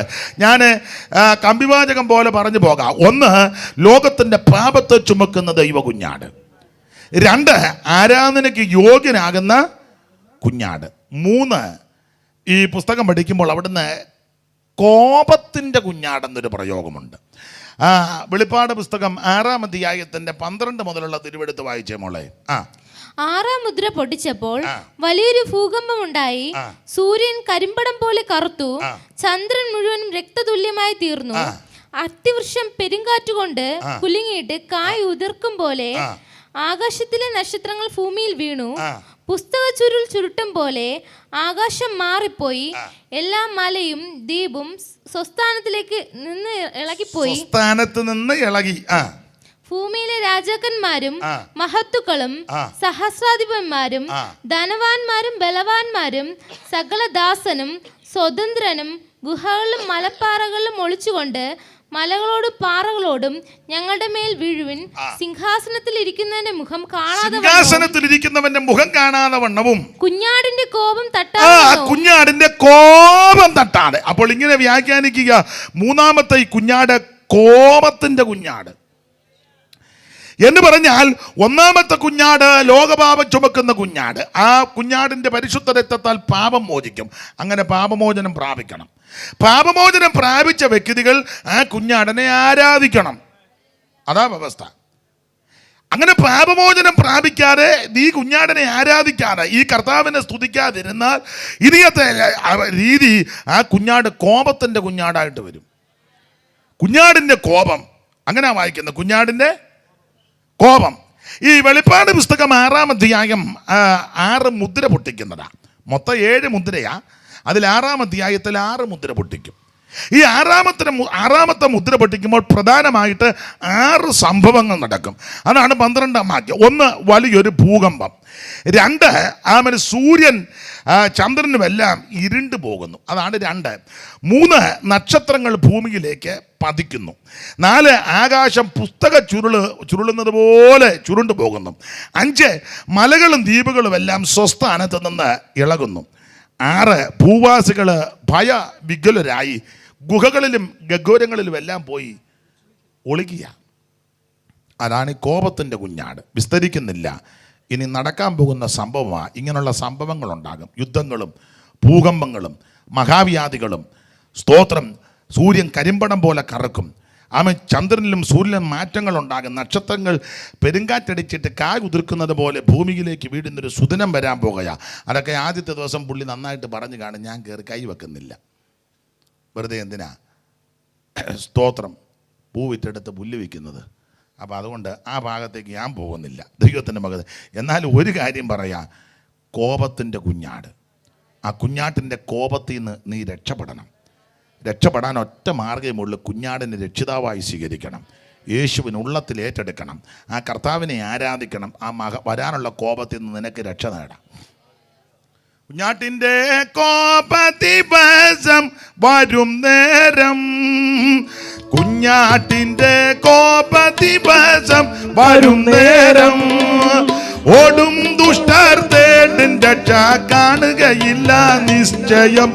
ഓടും ദുഷ്ടർ തേടും രക്ഷ കാണുകയില്ല നിശ്ചയം. ഈ ലോക സ്നേഹിതന്മാർക്ക് ഭീതിയേറുമേ. ഈ ലോക സ്നേഹിതന്മാർക്ക് ഭീതിയേറുമേ. ഓ ഈ ലോകം നിന്നെ വെറുക്കും, നീ അന്ധനായി തീരുമേ. ഈ ലോകം നിന്നെ വെറുക്കും, നീ അന്ധനായി തീരുമേ. ഭൂലോകമോ വരും കാറ്റിനാൽ ഇളകിടും. ഭൂലോകമോ വരും കാറ്റിനാൽ ഇളകിടും. ആ കായലും സമുദ്രങ്ങളും ഒന്നുപോൽ മുഴങ്ങുമേ. കായലും സമുദ്രങ്ങളും ഒന്നുപോൽ മുഴങ്ങുമേ. ആ കുഞ്ഞാട്ടിന്റെ കോപദിവസം വരും നേരം, കുഞ്ഞാട്ടിന്റെ കോപദിവസം വരും നേരം, ഓടും ദുഷ്ടർ തേടും രക്ഷ കാണുകയില്ല നിശ്ചയം. ഓടും ദുഷ്ടർ തേടും രക്ഷ. അപ്പൊ ശ്രദ്ധിക്കുക, ആ കുഞ്ഞാടിന്റെ കോപദിവസം വരുന്നതിന് മുമ്പ് അതിൽ പെട്ടുപോകാതെ രക്ഷപ്പെടാൻ ഇന്ന് രാത്രി ലോകപാപം ചുമക്കുന്ന ദൈവ കുഞ്ഞാടാകുന്ന യേശുവിനെ നീ ഉള്ളത്തിൽ ഏറ്റെടുക്ക്. നിനക്കും നിന്റെ കുടുംബത്തിനും രക്ഷയാ. ആ കുഞ്ഞാടാകുന്ന ക്രിസ്തുവിനെ ഇന്ന് രാത്രി ആരാധിക്ക്. വരുവാനുള്ള കോപത്തിൽ നിന്ന് ദൈവം നിന്നെ രക്ഷിക്കും. ഓടിച്ച് മുമ്പോട്ട് പോകാൻ സമയത്തെയും ഭയപ്പെടുന്നു. 1, ലോകപാപം ചുമക്കുന്ന ദൈവ കുഞ്ഞാട്. 2, ആരാധനയ്ക്ക് യോഗ്യനാകുന്ന കുഞ്ഞാട്. 3, കോപത്തിൻ്റെ കുഞ്ഞാട്. 4, വേദപുസ്തകം പഠിക്കുമ്പോൾ വെളിപ്പാട് പുസ്തകത്തിൽ അത് നമുക്ക് പ്രത്യാശ ഉളവാക്കുന്ന ഒരു പ്രയോഗമാണ്. നമ്മളെ വേളി കടിക്കാൻ വരുന്ന കുഞ്ഞാട്. സ്തോത്രം. 19-ാം അധ്യായത്തിൻ്റെ 7-ാം വാക്യം വായിച്ചോ മോള്. വെളിപ്പാട് പുസ്തകം 19:7. വേളി കടിക്കാൻ വരുന്ന കുഞ്ഞാട്. നാം സന്തോഷിച്ചുല്ലസിച്ച് അവന് മഹത്വം കൊടുക്കുക. നാം സന്തോഷിച്ച് ഉല്ലസിച്ച് അവന് മഹത്വം കൊടുക്കുക. കുഞ്ഞാടിന്റെ കല്യാണം വന്നുവല്ലോ, അവന്റെ കാന്തയും തന്നെത്താൻ ഒരുക്കിയിരിക്കുന്നു. അവൾക്ക് ശുദ്ധവും ശുഭ്രവുമായ വിശേഷ വസ്ത്രം ധരിപ്പാൻ കൃപ ലഭിച്ചിരിക്കുന്നു. അപ്പോൾ ഇവിടെ കുഞ്ഞാടിന്റെ കല്യാണം എന്ന് പറഞ്ഞാൽ അലങ്കാര ഭാഷയില്ല. കുഞ്ഞാട് ക്രിസ്തുവാ. ക്രിസ്തുവിന്റെ വേളി മഹോത്സവം നടക്കും. വധു ആരാണെന്നറിയാമോ? ദൈവസഭ.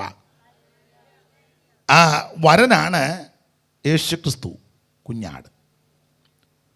നെടലും പൊരുളുമായിട്ട് ധാരാളം സംഭവങ്ങൾ തിരുവെഴുത്തിലുണ്ട്.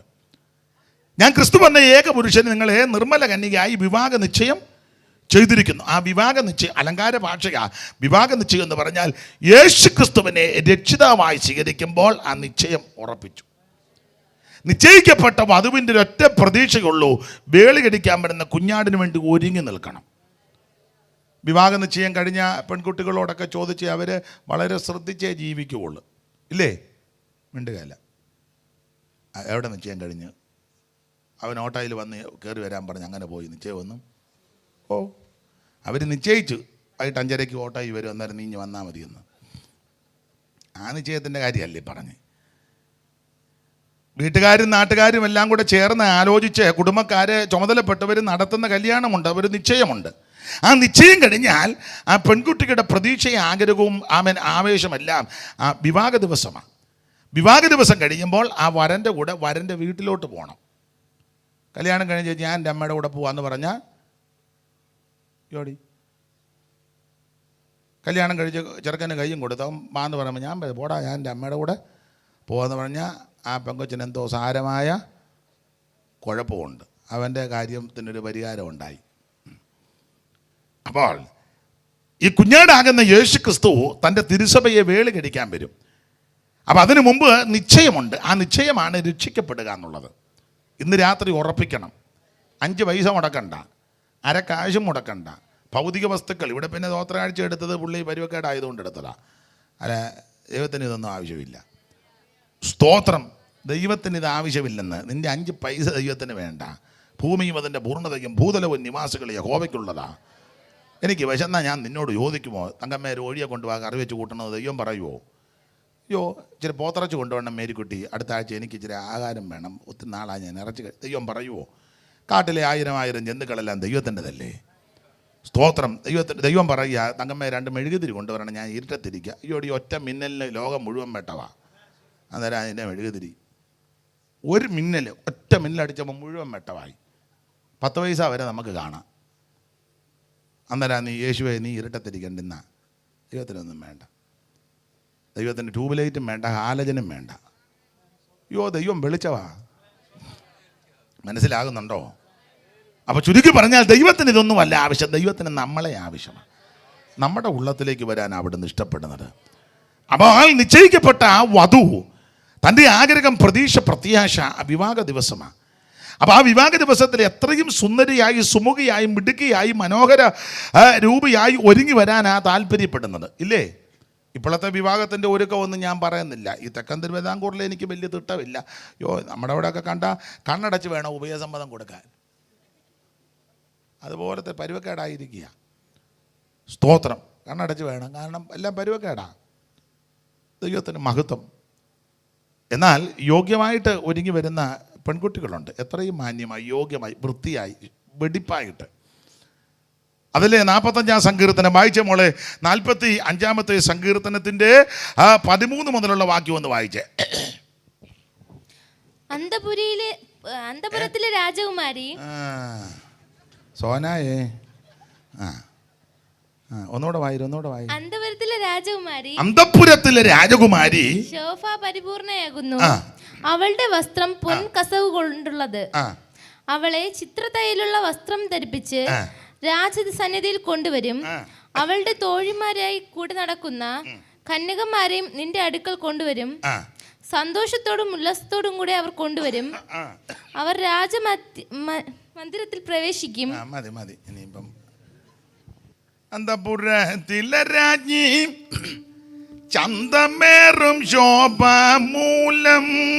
അന്തപുരത്തിലെ രാജ്ഞി ചന്തമേറും ശോഭമൂലം. അന്തപുരത്തിലെ രാജ്ഞി ചന്തമേറും ശോഭ.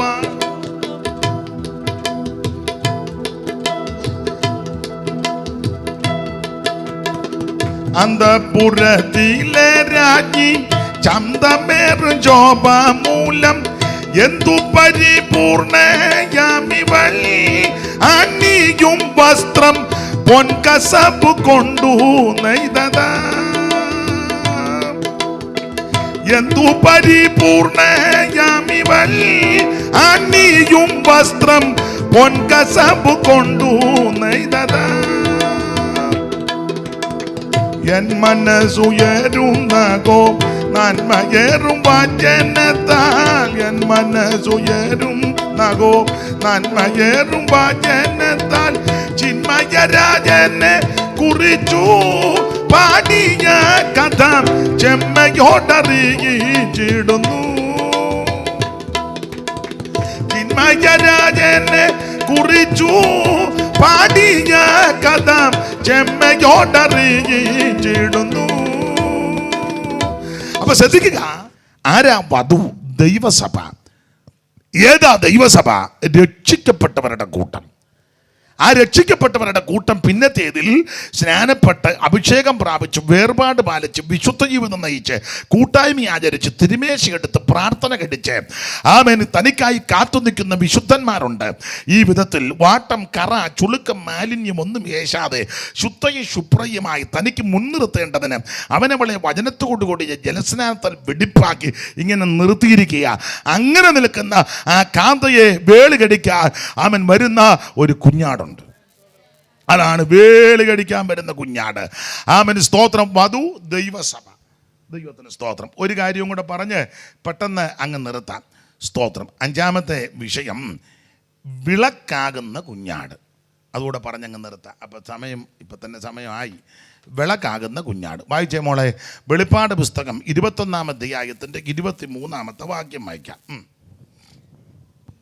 നഗരത്തിൽ പ്രകാശിപ്പാൻ സൂര്യനും ചന്ദ്രനും ആവശ്യമില്ല. ദൈവ തേജസ് അതിനെ പ്രകാശിപ്പിച്ചു. കുഞ്ഞാട് അതിന്റെ വിളക്കാകുന്നു. അപ്പൊ ശ്രദ്ധിക്കുക, കുഞ്ഞാട് അതിന്റെ വിളക്കാകുന്നു. വിളക്കാകുന്ന കുഞ്ഞാട്. ശ്രദ്ധിക്കുക, ഒന്ന് ലോകത്തിന്റെ പാപത്തെ ചുമക്കുന്ന ദൈവ കുഞ്ഞാട്. രണ്ട് ആരാധനയ്ക്ക് യോഗ്യനാകുന്ന കുഞ്ഞാട്. മൂന്ന് കോപത്തിന്റെ കുഞ്ഞാട്. 4 വേളി കടിക്കാൻ വരുന്ന കുഞ്ഞാട്. 5 വിളക്കാകുന്ന കുഞ്ഞാട്. ഇവിടെ വിളക്ക് എന്ന് ഉദ്ദേശിക്കുന്നത് പുതിയ യെരൂശലേമാണ്. 21-ാം അധ്യായത്തിൽ പ്രധാനപ്പെട്ട വിഷയം പുതിയ യെരൂശലേമാണ്. ഭർത്താവിനായിട്ട് അലങ്കരിച്ച മണവാട്ടിയെപ്പോലെ സ്വർഗത്തിൽ നിന്ന് ഇങ്ങനെ ഇറങ്ങി വരികയാ. തൻ്റെ ജനത്തിന് വേണ്ടി ദൈവം ഒരുക്കി വെച്ചിരിക്കുക. ആമേൻ. പൗലോസ് പറഞ്ഞു, ഒരു കണ്ണ് കണ്ടിട്ടില്ല, ഒരു മനുഷ്യൻ്റെ ഹൃദയത്തിൽ തോന്നിയിട്ടില്ല. അതാ ഒരുക്കി വെച്ചിരിക്കുന്നത്. ഇവിടെ ഇരിക്കുന്ന ആരും അത് കണ്ടിട്ടില്ല. ഏതാണ്ടൊരു ചെറിയ രൂപരേഖയൊക്കെ വെളിപ്പാട് പുസ്തകത്തിൽ നിന്ന് അതിൻ്റെ മുഴുവൻ പണികളും കാര്യങ്ങളൊന്നും തന്നിട്ടില്ല. അതൊക്കെ സർവജ്ഞാനിയായ ദൈവം തൻ്റെ തിരുഹൃദയത്തിലെ നിർണയപ്രകാരം ഒരുക്കി വെച്ചുകൊണ്ടിരിക്കുകയാണ്. അവിടേക്കാണ് നമ്മൾ പോകുന്നത്. അപ്പോൾ ഇത് പുതിയ യെരൂശലേം. സ്തോത്രം. ഈ യെരൂശലേമിൻ്റെ പുതിയ യെരൂശലേമിൻ്റെ പ്രത്യേകത ഒന്ന്, ഇത് ദൈവ തേജസ്സുള്ള നഗരമാണ്. ജ്യോതിസ് ആമേൻ. സ്തോത്രം. പ്രകാശിക്കുന്ന നഗരമാണ്. ആ 10ഉം 11ഉം വാക്യം ഒന്ന് വായിച്ചേ മോളെ. 21-ന്റെ 10ഉം 11ഉം. ഈ നഗരത്തിന്റെ പ്രത്യേകത ഒന്ന്, ദൈവ തേജസ്സുള്ള നഗരമാണ്. അവൻ എന്നെ ആത്മവിവശതയിൽ ഉയർന്നൊരു വൻമലയിലേക്ക് കൊണ്ടുപോയി. യെരൂശലേം എന്ന വിശുദ്ധ നഗരം സ്വർഗത്തിൽ നിന്ന് ദൈവസന്നിധിയിൽ നിന്നു തന്നെ ദൈവ തേജസ്സുള്ള. അപ്പോൾ ഈ നഗരത്തിന്റെ പ്രത്യേകത ഇത് ദൈവ തേജസ്സുള്ള നഗരമാണ്. ദൈവത്തിന്റെ മഹത്വം മാത്രമല്ല, ഇതിന് പട്ടണത്തിന് ചുറ്റും വലിയ വൻമതിലുണ്ട്. 12-ാം വാക്യം വായിച്ചേ മോളെ. വൻമതിലെന്നാ. അതിന് പൊക്കമുള്ള വൻമതിലും ആ. 12 ഗോപുരവും ഗോപുരങ്ങൾ 12 അപ്പോൾ ദൂതന്മാരും. പട്ടണത്തിന് ചുറ്റും വലിയ വൻമതിൽ എന്ന് പറഞ്ഞാൽ ഞാൻ വലിയ ഡൈവ് ചെയ്യുന്ന ആളാണെന്ന് പറഞ്ഞ് ചാടി ഇതിനകത്ത് കയറാൻ ഒക്കുകയില്ല. സ്തോത്രം. തിരുവനന്തപുരം ജില്ലയിലെ മിസ്റ്റർ ഞാനാന്ന് പറഞ്ഞാലൊന്നും ഇവിടെ കയറാനൊക്കത്തില്ല. എനിക്ക് കാട്ടാക്കുസ്തിരിയാ, ഞാൻ ജൂഡോയാന്ന് പറഞ്ഞാലൊന്നും ഇതിനകത്ത് കയറാൻ ഒക്കുകയില്ല. ഞാൻ പിന്നെ പറയാം. അപ്പോൾ ഇത് വലിയ വൻമതിലുള്ളതായി നഗരം.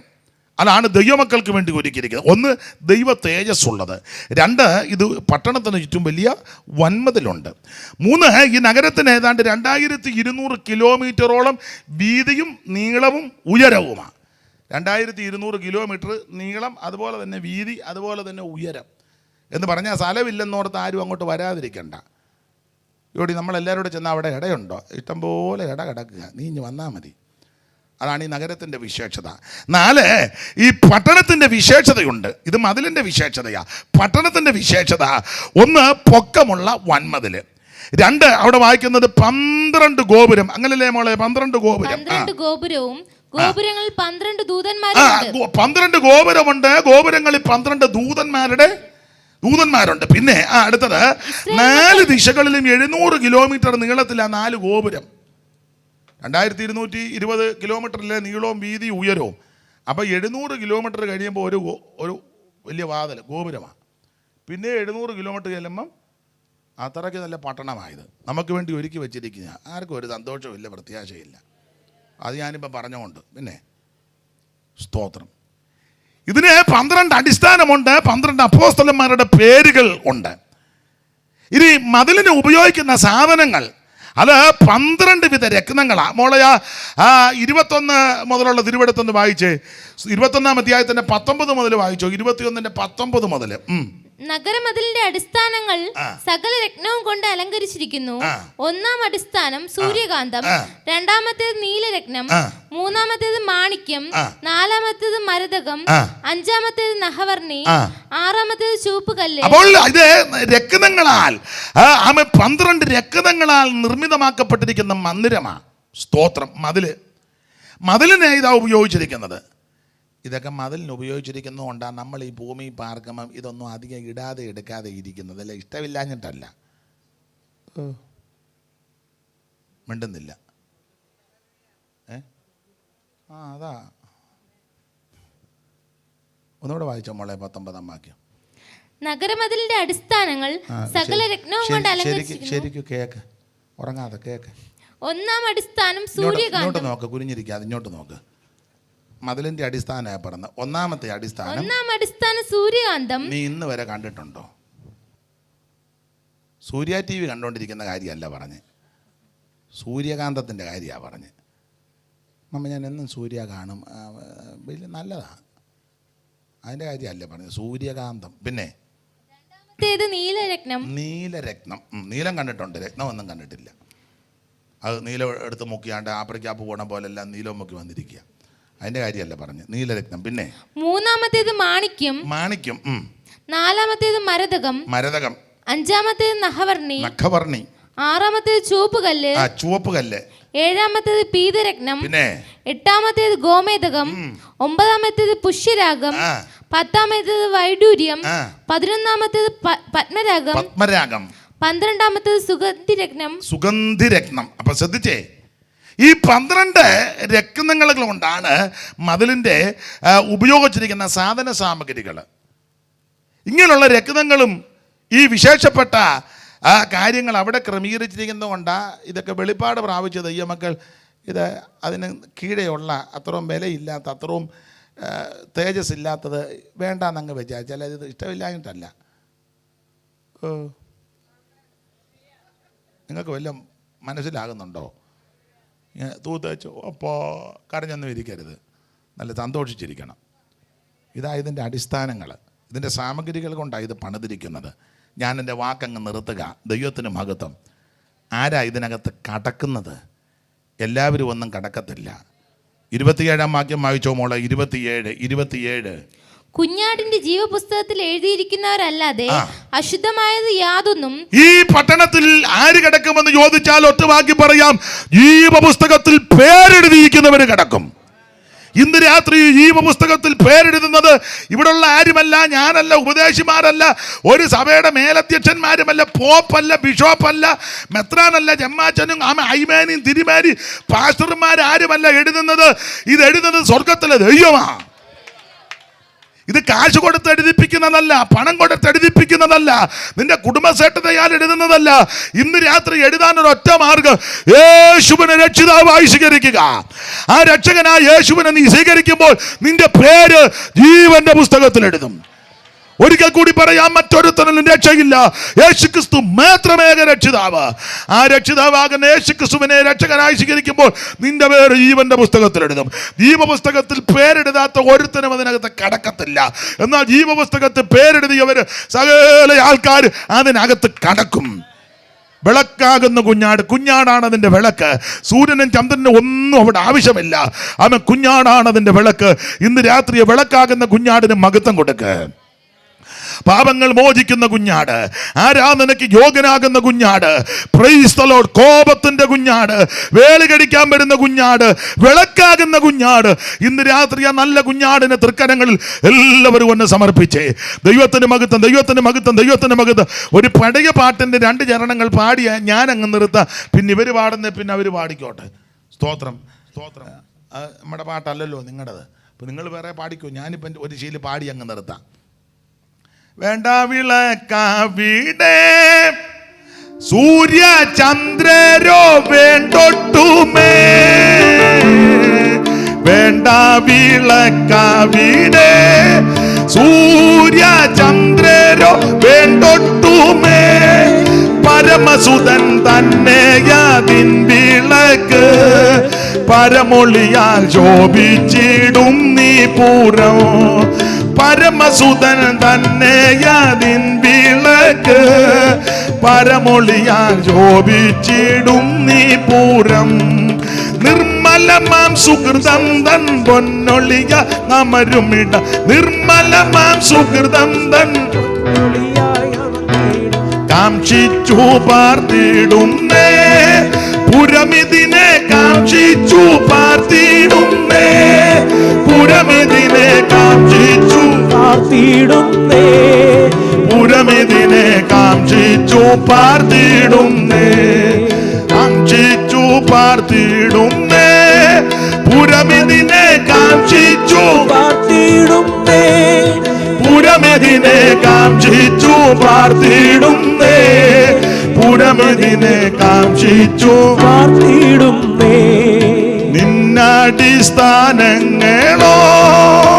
പ്രഭജിന്നുന്ന രത്നങ്ങളോ അവള നിറം കണ്ണീനു നൽകിടുന്നു, നയന സുഖം അവർ കേകിടുന്നു, ശബള നിറം വെണ്ണീനു നൽകിടുന്നു, നയന സുഖം കാൺമാവർ കേകിടുന്നു.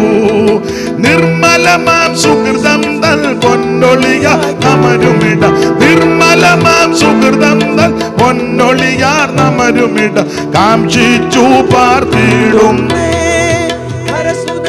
കാംക്ഷിച്ചു പാർത്തിടുന്നേ, ഓ പുരമിതിനെ കാംക്ഷിച്ചു പാർത്തിടുന്നേ, പുരമിതിനെ കാംക്ഷിച്ചു പാർത്തിടുന്നേ. നിർമ്മലമാം സുഹൃതം തൻ പൊന്നൊളിയാൽ അമരുമിട, നിർമ്മലമാം സുഹൃതം തൻ അമരുമിടം കാംക്ഷിച്ചു പാർത്തിടുന്നേ, പുരമിതിനെ കാംക്ഷിച്ചു പാർത്തിടുന്നേ, ഓ പുരമിതിനെ കാംക്ഷിച്ചു പാർത്തിടുന്നേ, പുരമിതിനെ കാംക്ഷിച്ചു പാർത്തിടുന്നേ. കരമുയർത്തി ഹല്ലേലൂയ പാടാ, ഒരിക്കൽ കൂടി ഹല്ലേലൂയ പാടാ. ആ കർത്താവിനെ രക്ഷിതാവായി സ്വീകരിച്ച് സ്നാനപ്പെട്ട ആത്മനിറവിനെ പ്രാപിച്ച് വേർപാട് പാലിച്ച് ആ വിളക്കാകുന്ന കുഞ്ഞാടിനോട് കൂടെ യുഗായുഗം വാഴുവാൻ എന്നെ കേൾക്കുന്ന ഏവർക്കും ഇടയാക്കട്ടെ എന്ന് ഓർത്തും പ്രാർത്ഥിച്ചും ആശീർവദിച്ചും എന്നെ ശുശ്രൂഷയ്ക്ക് ക്ഷണിച്ച ആദരണീയ കർത്തദാസനും കുടുംബത്തിനും ചുമതലപ്പെട്ടവർക്കും വിശേഷിച്ച് ഈ ദേശത്തിലെ നല്ലവരായ എല്ലാ ബഹുമാനരായ പ്രിയപ്പെട്ടവർക്കും ഒരിക്കൽ കൂടി നന്ദി ചൊല്ലി എൻ്റെ വാക്കിൽ നിന്ന് വിരമിക്കുന്നു. ദൈവം നിങ്ങളെല്ലാവരെയും അനുഗ്രഹിക്കുമാറാകട്ടെ.